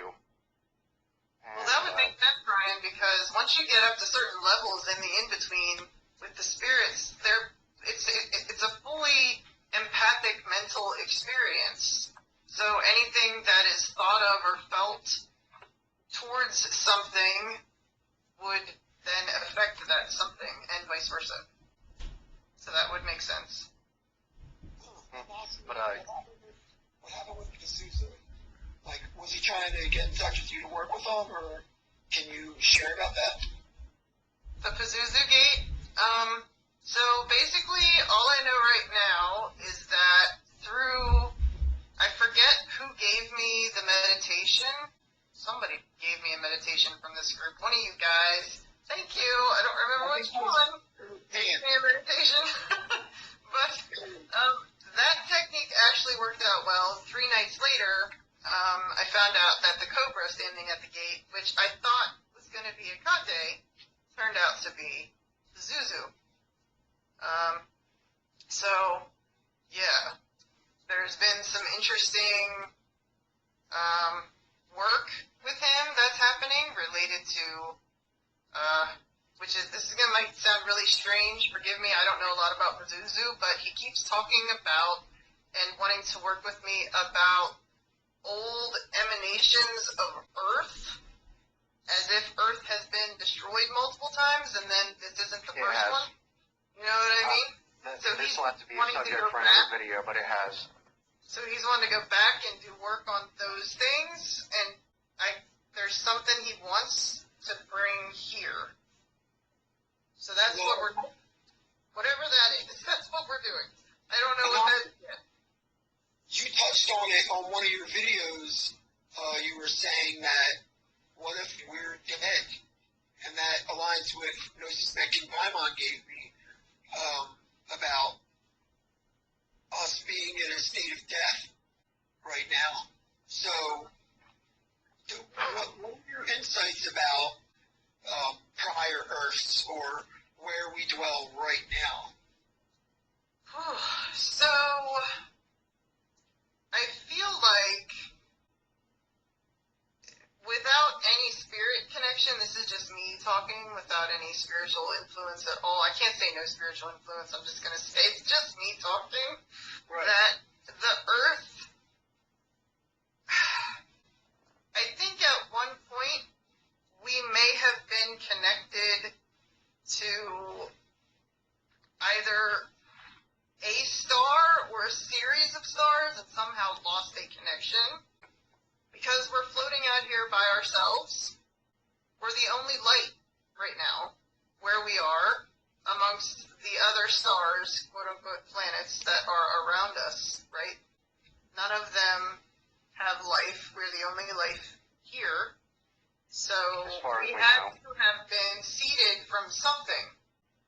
Unless this is a realm that is only being perceived as terrestrial. This is my other thought, is that we are simply projections of self into this reality. Well, a lot of the dead don't know. A lot of the dead don't know that they're dead. There's different types of spirits and stuff, and like a lot of spirits, you're able to help them cross and not dissipate. If And you they have were no able to idea. achieve communion and make them realize that they're still alive, like a lot of them are still repeating the same events of their life over and over and over again, or some of them are just, as they perceive it, continuing about their life and don't know that they're dead. So like, Exactly. what if we are also like that? I think it's possible. It's not outside the realm of possibility. Like, I hate to use a horror movie as an example, but there's this movie called The Others. I don't know if anyone else here has seen it, but Yeah, I have. The one with the yeah, focus. yeah. Well, there's this family, like this mom and these kids, Mm-hmm. living in this big fancy house, and they're starting to have all these horrifying paranormal experiences and encounters with ghosts and shit. Yeah. But the very twist at the end of the movie is that these people didn't know that they're dead, and the people that they think are the ghosts causing this paranormal activity are actually the living. And they're the people currently living in the house that's been renovated and stuff, and they're having the same reaction to each other, like the people who are dead but don't know that they're dead are encountering the living and perceiving it as paranormal beings, like ghosts and shit. And the living people are perceiving it the same way, and eventually some kind of communication is established, and they realize, like, wait, no, we're the ones that are dead. Yep. Exactly. I mean, I think that Earth has gone through a number of likely emanations. I think that there's a reason that so many of us are so open to spirit communication, things that are not necessarily human, things that have never been human. The why of that is what we're all trying to figure out, right? The pointless goings-on of mundane life. That's kind of a hell all on its own, right? If you think of hell in the traditional sense. Oh, yeah, I've gone through periods where I was literally losing my mind, thinking, what if I'm dead and in hell right now? What if none of this is what I think it is? Or what if I'm actually in purgatory or whatnot? I know I'm not in purgatory. That plane does exist. It's not necessarily what Christians say it is, but It's not. a plane that you could call purgatory does exist, and I've experienced it, and I know what it really is. So I know I'm not there, but that doesn't mean that I can say with the utmost certainty that I'm not actually dead and don't know it. Yeah. But the other thing I wanted to say about how you talked about different incarnations or emanations of Earth,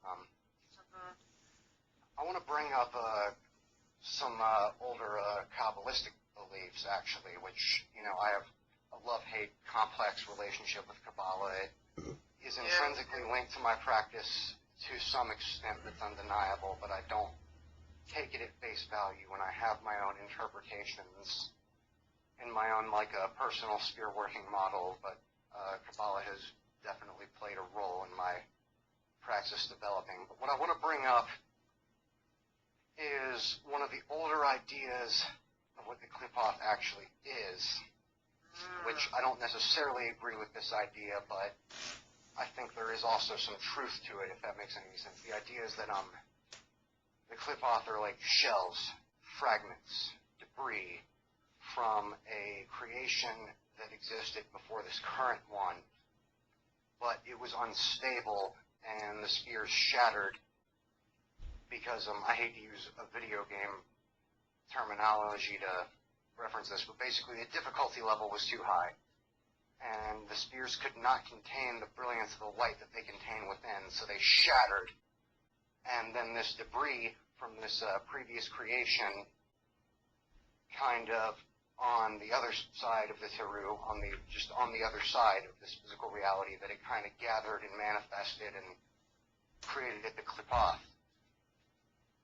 So per that ideal, if you're working with Nehemoth, you're essentially worshiping with the spirit of a previous dead Earth, basically. I don't know why I just got this idea in my head, but I wonder how that relates to the, oh my god, I forget the formal name for it, but the Tale of Draconis. Not, what's it called? Starts with a C. Interesting. I'm gonna have to look it up again. We'll have to talk about that on another video, but I think that's a very fascinating observation. Well, different Earths and shit. The thing about time is like the past, present, and future is all happening now. It's all happening together. And I don't think there just is like one or two like different Earths, like Kabbalah says that like we're the second Earth, and then there's one worse Earth below us, and there's one or two like more horrible Earths that's below us, and then there's like 3 or 4 brilliant Earths that's not as fucked up as this one is, that doesn't have like government or doesn't have like all the bullshit that like we have.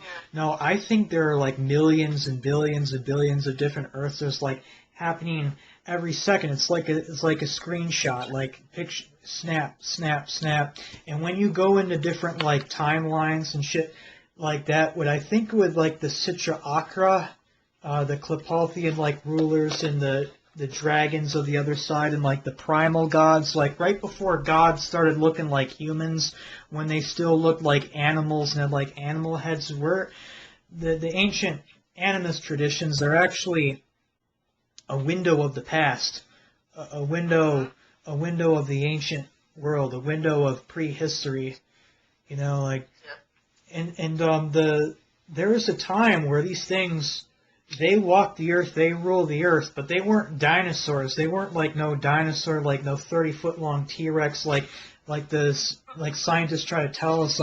They probably looked something more like this guy right here. They probably look like modern, like Western demons, you know, where dragons are part.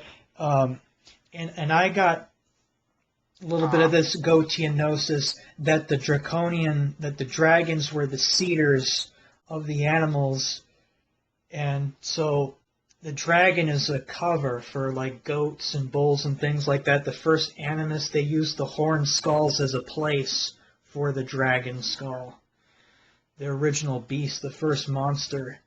And because those are the only things that could inhabit the void, that could inhabit like the dark astral. That's why they got scales and stuff, because those currents would just absolutely rip you apart if you tried to astral project into those things. So that's why in draconian magic they have their shape-shifting, or you perform certain journeys under a skin turning, or you shape-shift your body into something that's more bestial, that can easier traverse those grid works.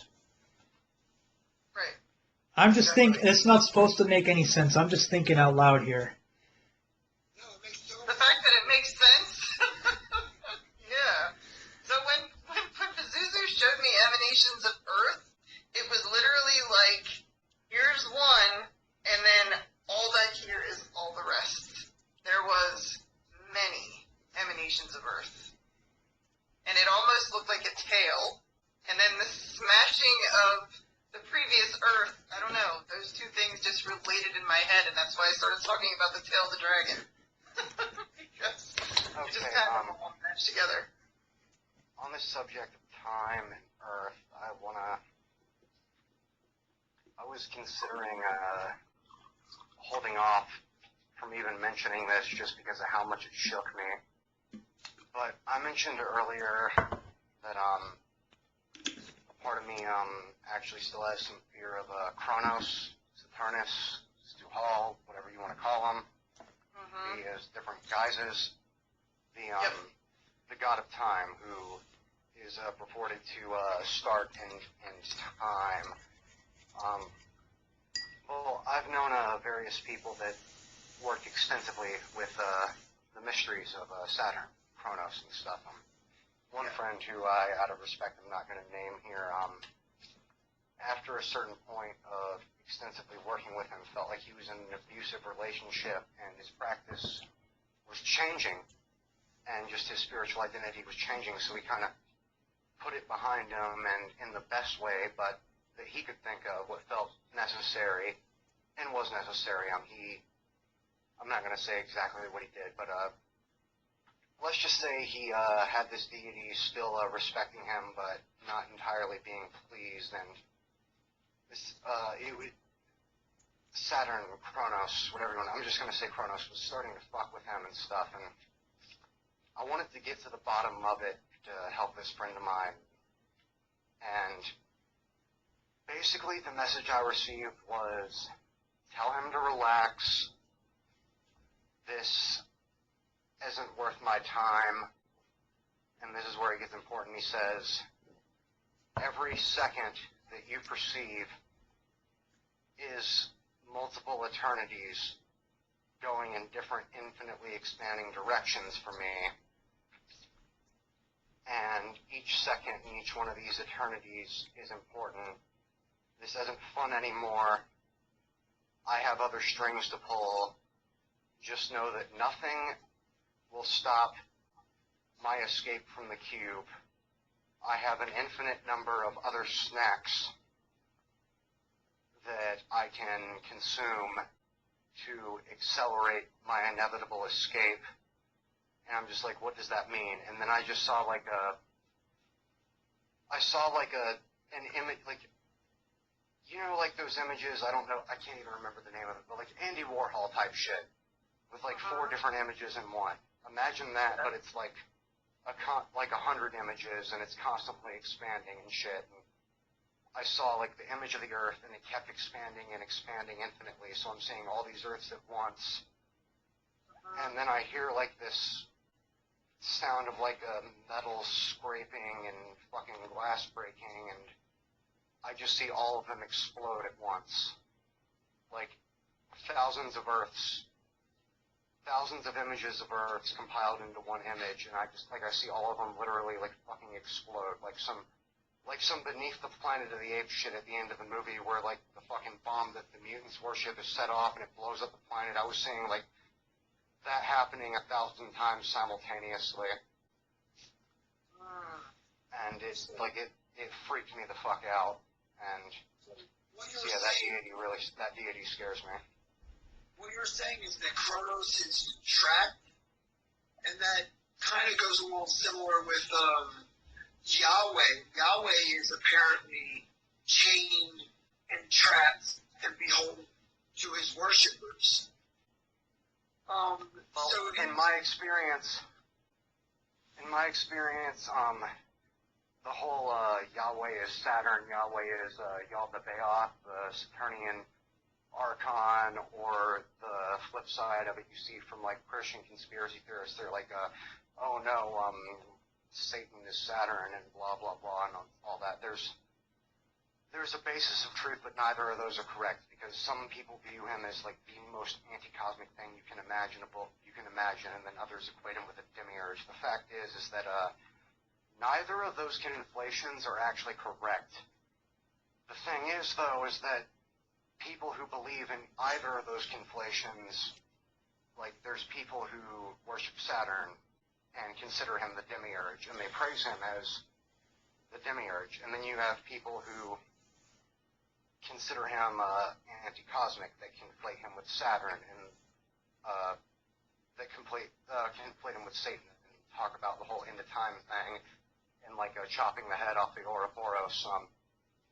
The fact of the matter is that neither of those conflations are correct, but this deity, through both of these bullshit conflations, is siphoning the energy of both Yahweh and Satan, actually. He is siphoning some of their energy through that conflation and feeding off the followers for his personal ultimate end goal. And that's not to say that it's a completely parasitic relationship, and there's people deeply initiated into the mysteries of Saturn who would have not something too happy to say about what I'm saying and all that, but that is the way I see it. Is this is a complex, strange strange deity with its own agenda that cannot be entirely confined to these dualistic creation versus anti-creation standpoints, because within this paradigm, he has a role in both the beginning of time and creation and also the end of it.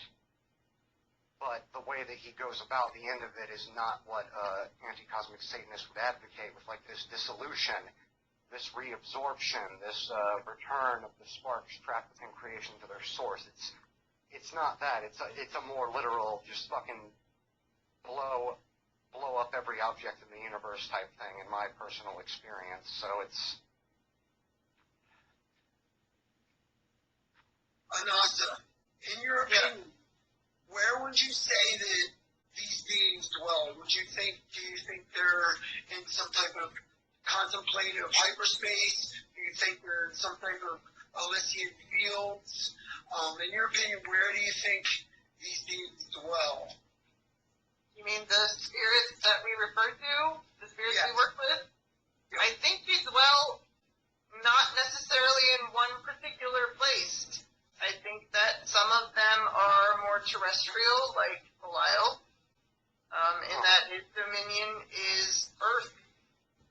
And he would dwell here, even though we cannot visually see him. Something happened in the past that limited our ability to be able to perceive the things around us, such as Belial and the other spirits. So, whether or not these spirits are in another star, another planet, or right next to us, we can't perceive them without altering our perception in that moment for that purpose. So, their land, I would venture to say that if there was a specific place, it would be a previous emanation of Earth. And if that emanation of Earth no longer exists, then they're just kind of here, outside of our perception. All the true witch gods are multidimensional gods. How they work and communicate with us is they never pour their full emanation out into the triangle or in front of the devotee. They put a small part of themselves to the devotee. That's why group workings around the world, they can channel the quintessence of Satan and all have it work, because there's literally more than enough Satan for everyone, more than enough Hecate, more than enough Belial. The question is, where are they most concentrated?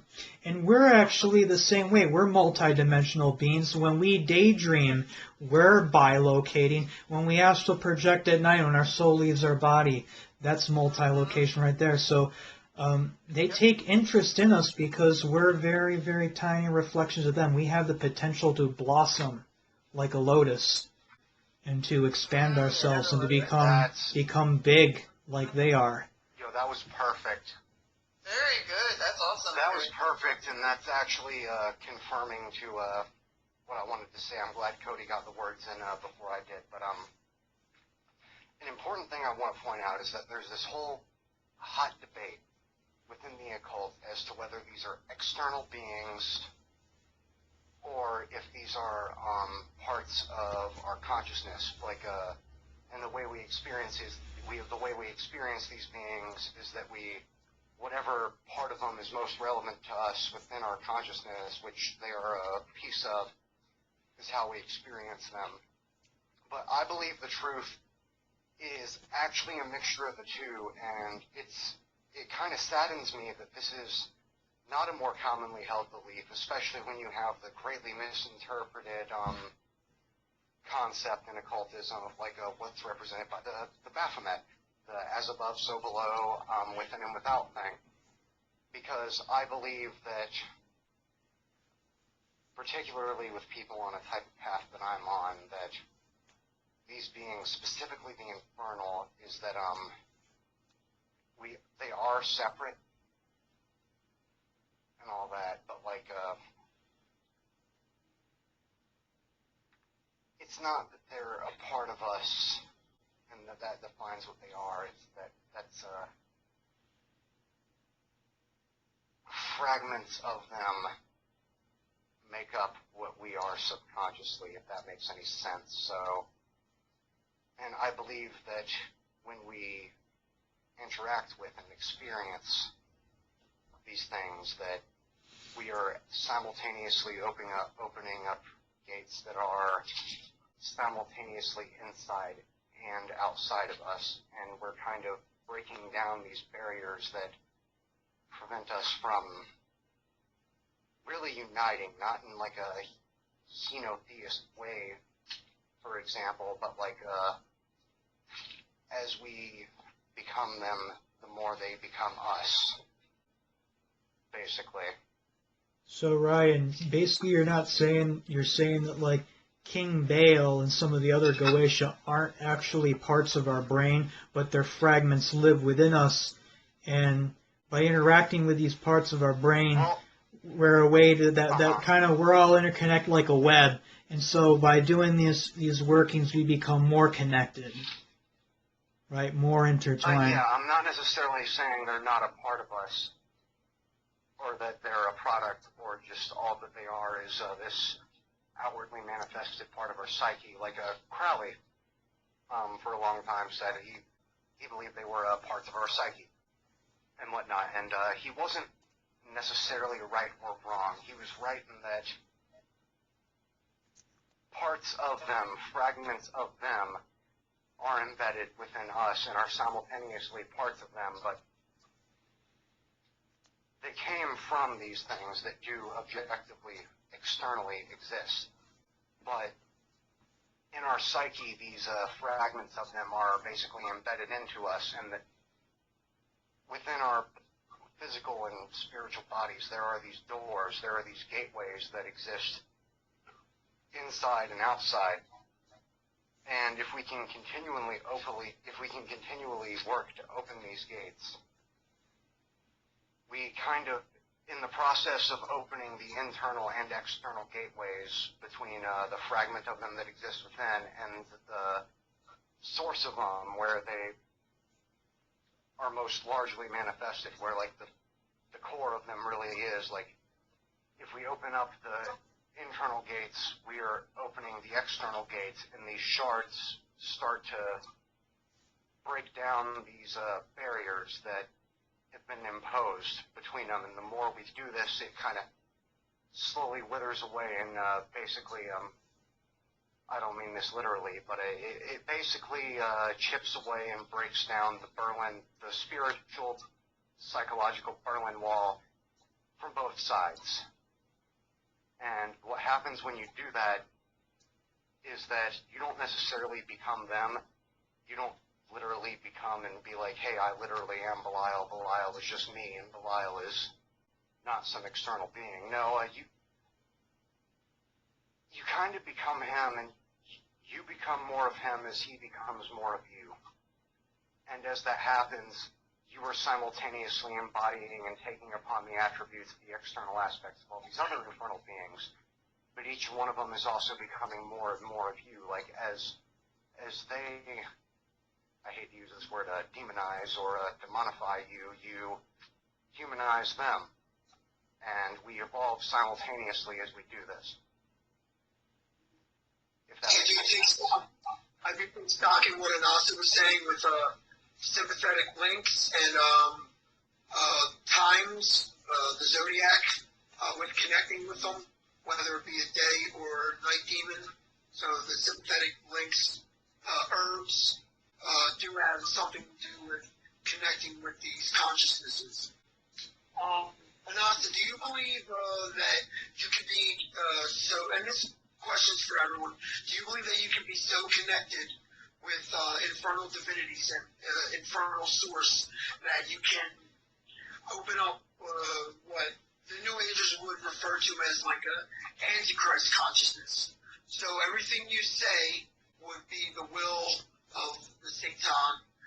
Everything you think would be a projection into your mind, so unfolding and triggering an action, which is in turn the will of Satan. So can you open up the Antichrist consciousness? Before anyone gives an answer to that, I have a question I want to add to expand upon your question. Did you say that, do you believe that you can, like, use sympathetic links and stuff to link yourself to this consciousness? Yeah. And the times, like Anassa was saying earlier, 3 degrees to Capricorn, whatever. So, yeah, they have times where their influence is more powerful. Okay. Yeah, I'm gonna let Anassa go before I bring up the additional rabbit hole that I'm gonna open up. Yeah, I think I know what rabbit hole you might be going down, Ryan. We're probably on the same page again. So, as far as opening up that type of consciousness, I think, yeah, it's possible. The universe is mental. You can open up whatever kind of consciousness you want to. Pick it. There's methods by which you would need to do that, of course, and that would be, not things I'm going to talk about right now and here, but yes, you clearly could do that. But I have to premise anything that I say further in this video to say that I do not personally hold the belief that the spirits are, one, a part of the psyche. I do not hold that belief personally. Well, I wouldn't say a part of the psyche. I'd say parts of them are inserted into our psyche and have embedded themselves there, waiting to be awoken in hopes that we can break through these inner and outer sides of the barriers to unite them, to expand ourselves as they themselves can evolve alongside us. Yeah, like for me, when I look at Belial and the attributes of Belial, I have no desire to become Belial or unite with Belial at all. But I do think that some of the things that he can do as a spirit, the spirit known as Belial, those things are useful for the future and useful for not only his agenda, but my agenda and the agenda of other people. It is my belief that to think that human beings are the only consciousness that exists in the world is a fatal flaw. It's a fatal flaw in thinking. Okay, so you said it nicer, but... Yeah. We are not the only conscious beings. So to think that, and for me, what I think the grand mistake is that's happened throughout the world is that somewhere along in history, things have been washed away. Okay, previous emanations of Earth, we don't have that information. The Atlantis information, which I actually believe was a previous emanation of Earth entirely, not a space on this planet. But there were things in existence then that still exist now, but through time and the damages done to human perception, we no longer perceive those things the way that we did before. The consciousness is still there. The beings of the void are still there. We just cannot perceive them the way that we could as the humans or the whatever beings we would have been called on previous emanations of Earth throughout billions and billions of years ago in the past. And for me... What you just said, that's interesting, because that actually makes me want to bring up Primal Craft again, because I haven't read it nearly to the extent that, like, Cody has and stuff. I haven't read it at all. I've skimmed through tiny bits. I've skimmed through tiny bits of other books, and I actually owned a copy of Queen of Hell that a bastard of it with in his psychosis burned, but to my understanding, within that context, is that, like, well, when you're connecting with the Kate and these other forces, is that you're not necessarily connecting with them as we would know them from standard, historically verifiable sources. It's a more primordial, pre the existence of this plane as we know it type of thing. Mm-hmm. And it it's some essence beyond that that's being tapped into through it, if that makes any sense. Yeah, it does. So what I was going to say about that is going to tie in with what you just said. My next thought was going to be that there are certain people in this emanation of Earth on this planet that have no ability to connect with spirit whatsoever. And that is because either one, they've never had the experience, two, the other possibility is that they do not have within them, how can I put this, not in the psyche, but they don't have the energetic signature of the genealogy to trace. Okay? So I want to think of this as kind of like not necessarily family, but kind of, but it doesn't really fit with familial structure. But it's basically, if you think about energy signatures, okay, if you are, just throwing this out there, if you're a son of Belial, that would trace down in your energetic signature. There'd be something within your energy sphere, okay, that would say you are a son or child of Belial, okay? Belial being the father in this case. Well, it's interesting you bring that up, actually. If someone that's not a son of Belial tries to connect with Belial, they're either going to get the Belial that kicks the shit out of them because they're not familial, okay? Or they're going to not be able to connect with him at all, and they're going to get stuck in what I like to refer to as the realm of self-projected magic, which is they project a part of their own psyche into their external field and give it a name and think it's God. Okay? This is like, all right, and that's when you're in the self-projected magic space. That's when people get super exhausted from doing ritual because they're projecting all of themselves. And I think this is where this idea that the spirits are parts of us, because people aren't very adept.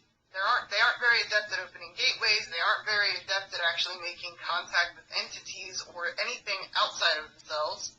But they are adept at projection of themselves into their external reality.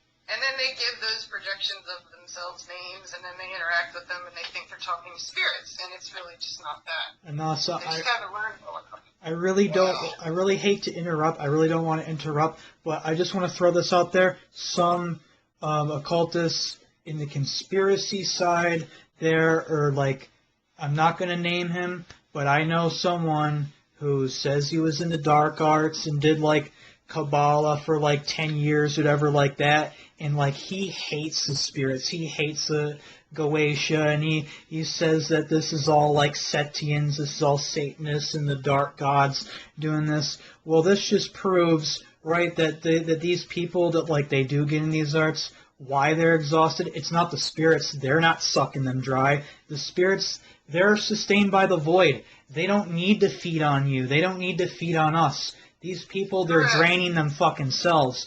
They're worshiping and playing with the dark aspects of themselves and feeding their own egregores and shit. That's why they're feeling fucking drained. That's it. Okay, now I made connection. I ordered this print of Lucifer from Primal Craft.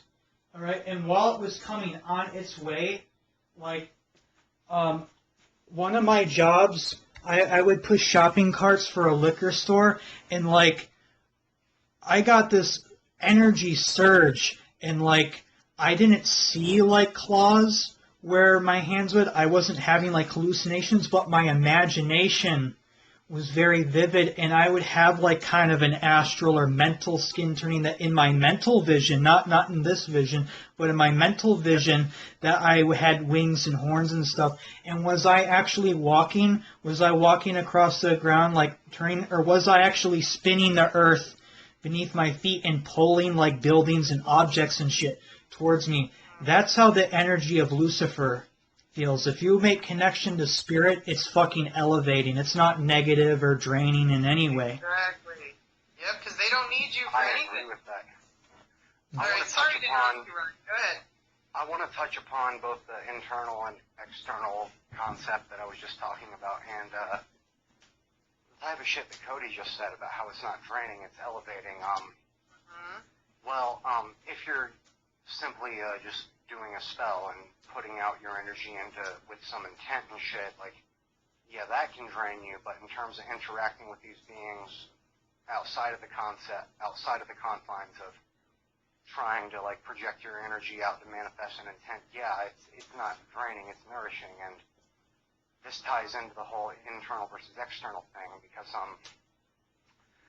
I have gone through a few intervals now where I was working with the Path of Smoke, specifically as it is outlined in Black Magic of Ahriman by Curtis Joseph. And I've been meaning to get that. I happen to admire Curtis Joseph. In that current, one of the foundational things to go to the deeper levels of this current is to make this urn that it calls the Nexion of Infernal Power, and it's got various ingredients and shit in it. Like you don't have to have all the ingredients and stuff, but the base idea is like, you've got some links to yourself, and like some grave dirt and some crossroads dirt, and dirt from a tree that's been struck by lightning, and a sacrificed serpent, and a couple other things. And you kind of create this bridge, because the whole existing within and without thing, the whole internal versus external, about how it's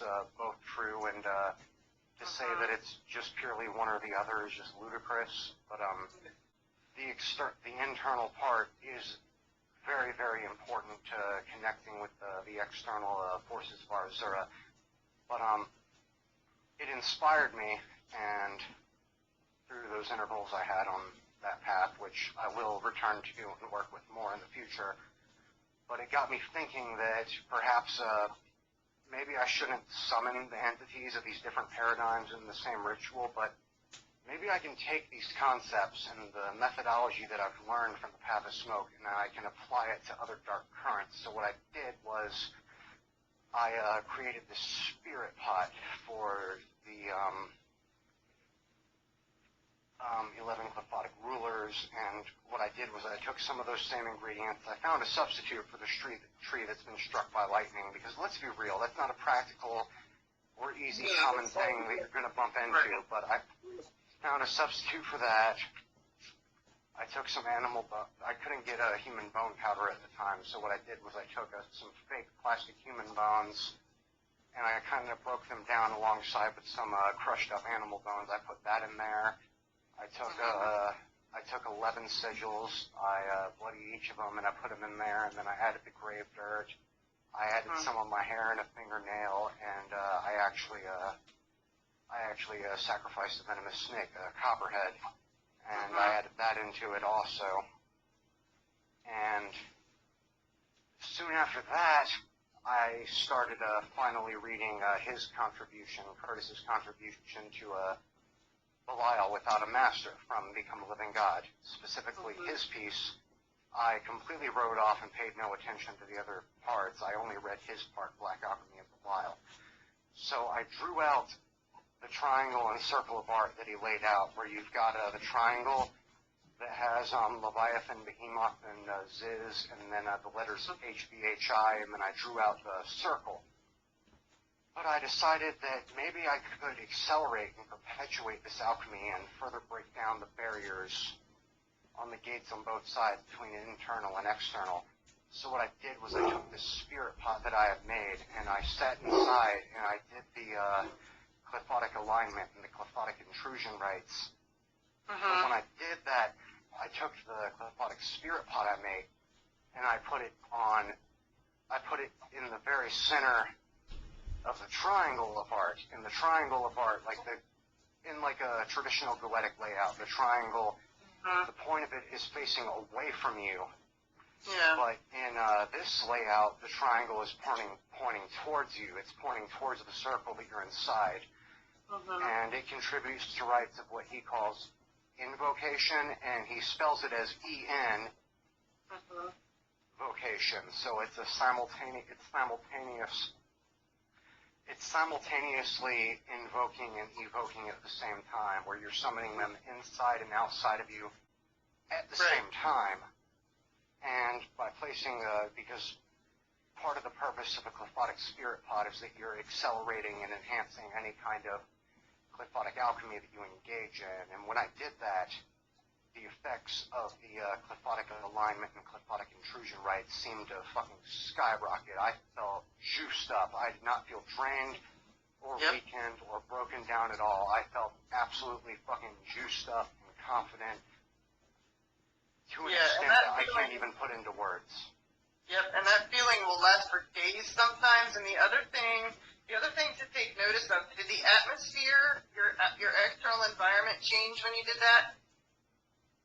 Like nature around you, did it shift? Did it change? Well, I was actually, there are places in the woods where I've done frequent rites where almost no life grows now. Yeah. But when I was doing these rites and stuff, I had a location established in the woods where I would do a lot of this work, and it was actually like largely barren of life, and it was polluted and littered. And the more I did it, the amount of life and brush and overgrowth just started to accelerate. And I realized that, like, of the nature spirits around me, it's like being on as many layers of anti-cosmos as you want, but I was doing Qliphothic intrusion. I was outright saying, like, I compel the Qliphothic rulers to enter the realm of Malkuth and destroy all that hinders the evolution of man and whatnot. And very quickly after that, I realized these tree spirits, at least a dark part of them, loved what I was doing, because the overgrowth started to overtake and cover up a lot of the litter. There was shit where nothing was growing, where now I just see all this green everywhere and shit, and, like, I realized, like, by fighting against the limitations of creation and fighting against that which hurts the evolution of man, I'm actually creating life. You're elevating all life, not just man and yourself. All consciousness. Exactly. Yeah, and then in the immediate, the spirits that we work with often manifest when they presence physically before you see a physical form. If you're outside, or even if you're inside, for instance, Astaroth has a way of doing this, and we could go on and talk about who Astaroth is and what Astaroth is for days, probably. But Astaroth, as an example, when that particular spirit is about and invoked or envoked, as you just said, Ryan, correctly, there will be wind in your damn house with no windows open. It's the freakiest thing. So there are things that happen. I've had that experience with a few entities, but continue. Yeah. It's not just her, but she's pretty profound, or he, it, whatever, will also follow you around very closely, kind of in a creepy way, to very much let you know that the presence is there.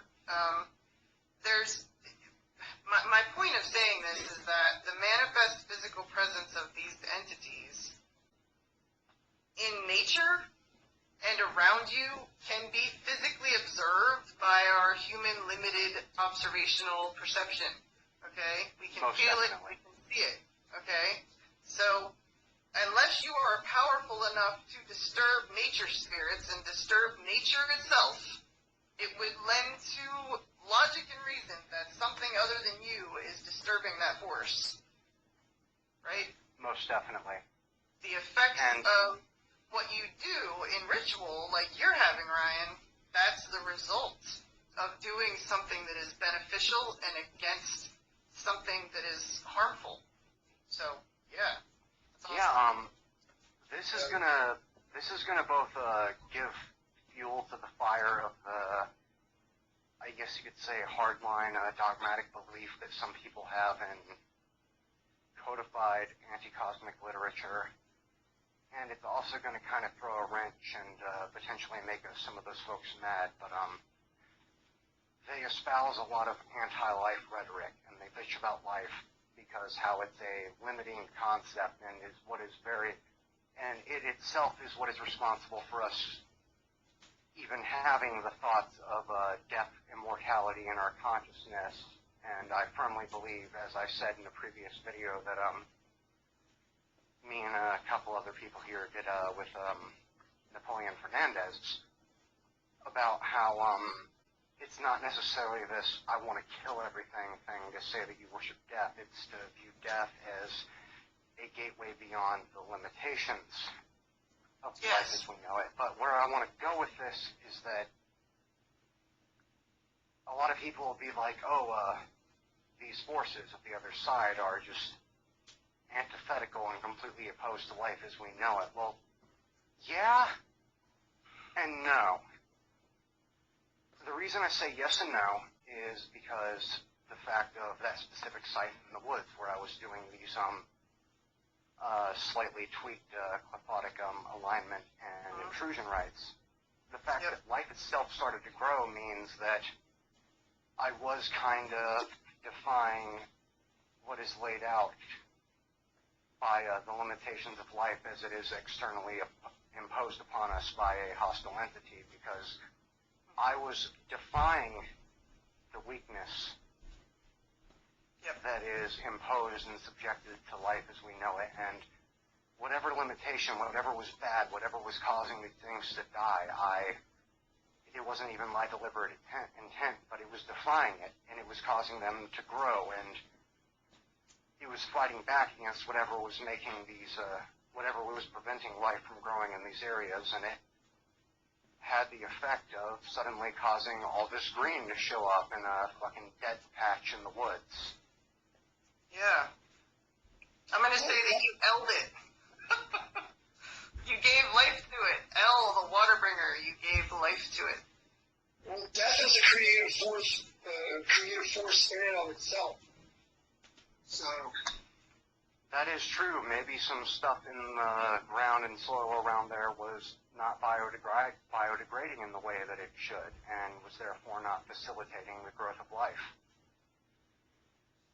Or maybe something was preventing the life there from absorbing the nutrients of what was dying there, but something happened that negated something that was trying to limit the potential of life there, and it was counteracted.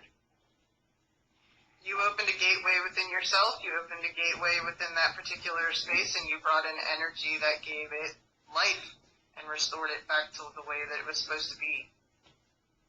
Yeah, that brings up the point I want to make is that when it comes to forces that would traditionally be considered anti-cosmic, go out in nature and do these rites and call upon those forces, and the nature spirits, the tree spirits there, they're not going to fight back against it. In fact, they're going to subtly on the sidelines facilitate and help make it more successful, because there's some part of them that loves that shit.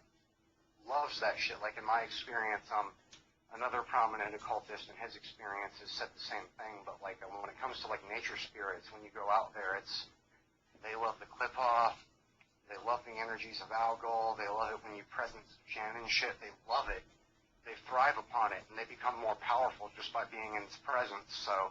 I would agree with that statement, because everything's in burst. The things that we think are bad are good, and the things that we think are good are not. These forces are part of nature. I mean, Anassa, can you, if you feel comfortable about sharing the story quickly, if you want, your experience with Samael in nature? Yeah, so that was an interesting. I'm sorry? You said, I want to hear this. Oh. Yeah, so at that time in my life, I was going to Catholic school. I was a little Catholic girl being taught by nuns, and I didn't feel connected to anything that I was being taught, really. I was questioning everything because I had always had, number one, I had that experience when I died. that I could not explain, and there was nothing in the Bible and anything that I was being taught that made any sense. Specifically, to see the name of Belial being perpetrated as something evil when that's the very spirit that I attributed to the reason why I'm still alive, and the reason why I'm still here in this place, I should say, didn't make sense to me either. So I automatically started to become pretty adversarial to all of that from a pretty young age. And then when I was 15, that seems to be an integral age for a lot of people on this path. I'm not sure what the significance is of 15, but at 15, I was out hiking. I've always been a person that enjoyed hiking and being in nature and whatever, and I was walking up this path that I would walk every day after school when I would get home, that ran from my house up to, this little woods and this little field or whatever. And that day before I came home, it was a Wednesday, I believe, and they were doing the Stations of the Cross in church. And something happened. I went out, passed out, completely cold in church. Woke up, in the classroom. They got me out of the church pew. I don't even know how. I woke up in the classroom, and then when I got home, I was still kind of not really with it, I guess, from fainting or whatever. But I went for a walk to try to make myself feel better, and I just felt really strange. I still can't really understand the feeling right now to describe it properly. But as I'm walking along, suddenly this entity, the wind picked up dramatically, and this entity that the only thing I can really attribute to what it looked like was, have you ever seen, in a weird video game where, a water spirit, sprouts up and it looks like the water's kind of moving and sparkling, and, you can kind of see through it? Kind of like that. I'm not a gamer, but that's kind of what it looked like when it showed up. And, it was related to the wind, related to the nature, related to, and it started asking me questions about, my faith or whatever, which I thought was really strange. And at first I was kind of fearful of this thing because, I was Catholic. I had no idea what the hell was going on. And then I walked, after conversing with this spirit and, basically freaking out a little bit, I walked back to my house, and then I told my mother about my experience, and she was like, oh, yeah, well, that was the spirit of the air. And I was like, well, Samael, and she said, yeah, that's the spirit of the air, congratulations. And then for my 16th birthday, she got me a Rosy Cross necklace to wear around my neck, and I was like, what the hell is this? And then that sent me down that whole, rabbit hole. Yeah, Rosy Cross. Yo, fuck, I gotta, fuck, I'm almost disoriented by that, but, Why? So, why disoriented? Is that bad or good? I don't know. Oh, no, it's just like this epiphany and this, wave of thoughts that I can't organize just fucking hit me at once. It started subtly when you started mentioning the Stations of the Cross, and then you, got more into, Samael, but, yeah. So, this doesn't necessarily contribute to anything that anyone else here could, in terms of viewership, unless they feel drawn to do it and to look into it. But in terms of the Stations of the Cross, it is contended, or not contended, I don't know what the proper word to use is. It's asserted, and the whole base idea of the Stations of the Cross being a Catholic and specifically a Christian concept,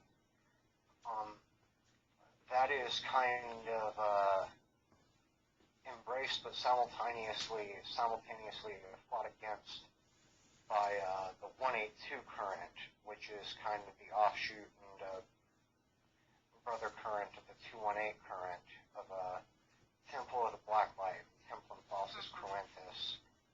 Because the third book in the Philosopher series is called the Book of the 52 Stations of the Crosses of Nod.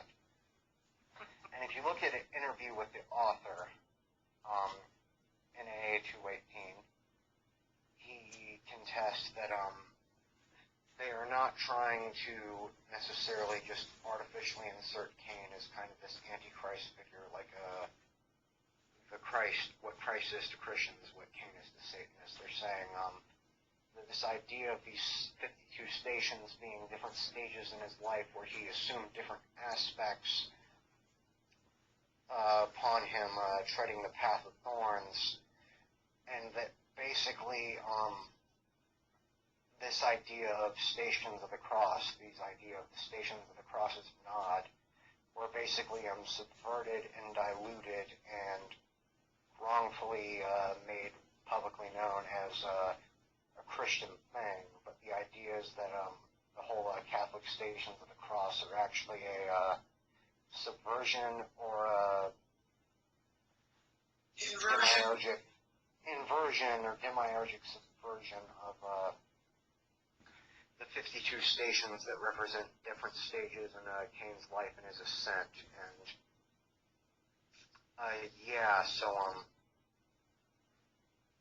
if you're ever able to read the book in whatever way,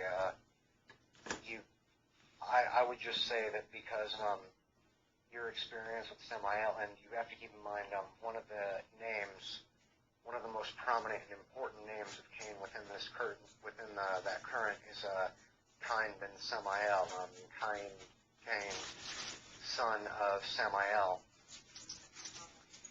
Yeah, Samael is spirit If you ever can, in whatever way, if you're ever able to look into the third book of Philosopher specifically, and not necessarily what it says about each station, but what it says before it, when it explains the whole concept of the stations of the crosses of Nod, for sure different parts of his ascent,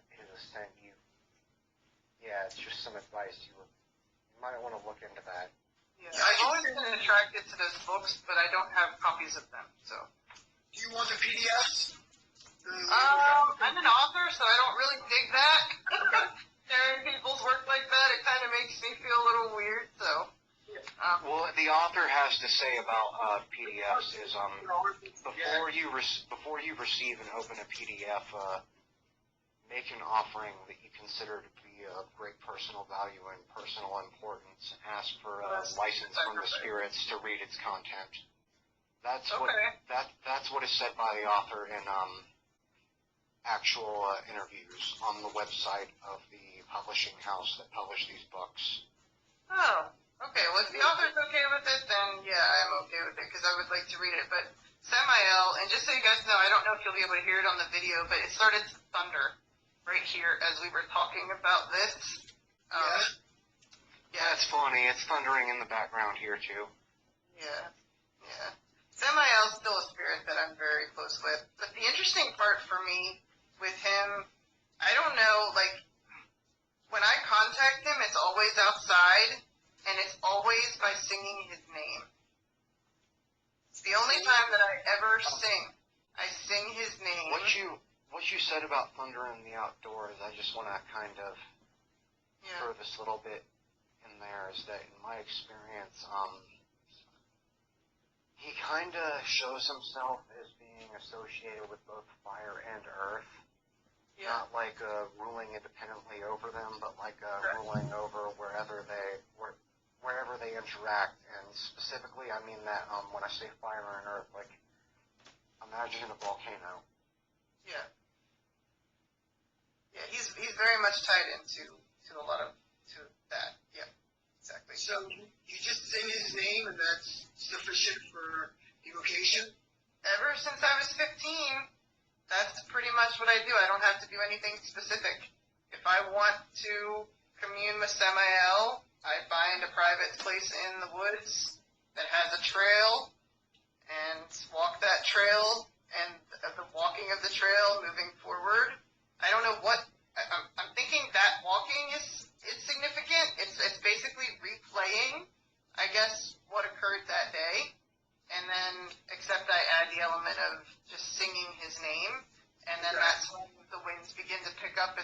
shows himself typically among the trees or directly in front of my path.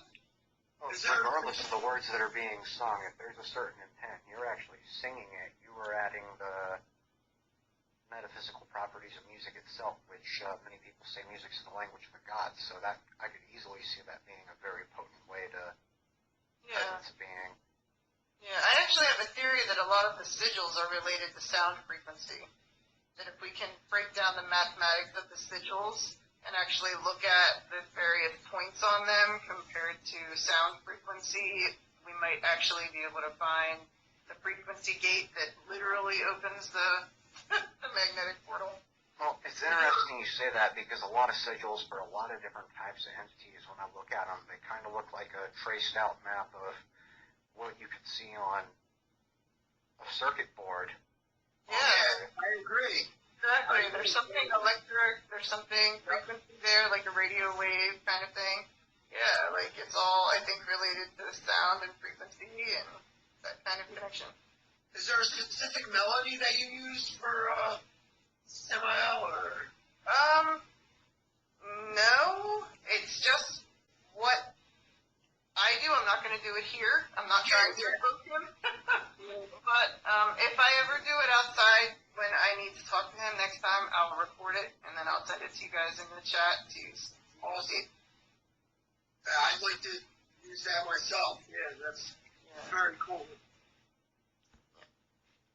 We've been going for a while. I don't want to keep you on here all night, Anassa. I know you have work tomorrow. Oh wow, it's 9:30. This has been a hell of a conversation, guys. Yeah. It's pretty cool. Yeah, I know. Like 2.5 hours went by like that. So, Anassa, thank you very, very much for coming on and talking with us. Absolutely. When you share the video, can you tag my Facebook, please? Yes, I'll do that. Awesome. I just need like 15 more minutes, 20 minutes private, because I promised my friend that I would get some answers. He just had a couple questions that I'm not going to ask on this show. Anassa, is there anything else you want to say about your book? So the book is going to come out as soon as I determine what parts are too dangerous for public release. Basically, that's my holdup. I do not want, this book is not for beginners. I do not want to release things that people that have no experience in the occult could harm themselves with. So I'm thinking of maybe publishing 2 versions, one for the general public that maybe is beginner stuff, and then a version that you can get from me that is not for beginners. The deluxe devotee edition, I can bet you only figure out for if the you're inner going to kill yourself circle. or not, and then you can have the book, because this book is full of a lot of really deep, dark possession rites, like something called the Hall of Mirrors. This is dangerous. I don't even like the sound of that. That sounds pretty crazy, pretty out there. It sounds scary. But go ahead, I'm sorry. The Hall of Mirrors, is there anything else? Because I'm so stoked for this book to come out. I really want to get my hands on it. I will let you guys know as soon as I get the parts of it split up, because there's no filler in there. It's basically, this is the purpose, this is the ritual, this is the technique, this is et cetera, et cetera.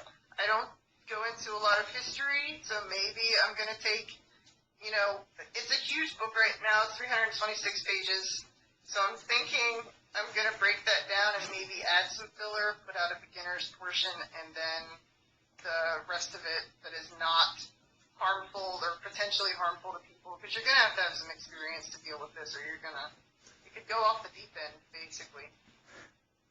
For sure. So yeah, guys, look out for Anassa's book, Libra Hecate. Thanks again, Anassa. Ryan, as always, a pleasure to talking with you, bro. Cody, I'll let you guys go. Thank you, guys. Have a great night. Thanks, guys. You too. Bye. Thanks for having me. Bye. Talk to you later. Good talk. Bye.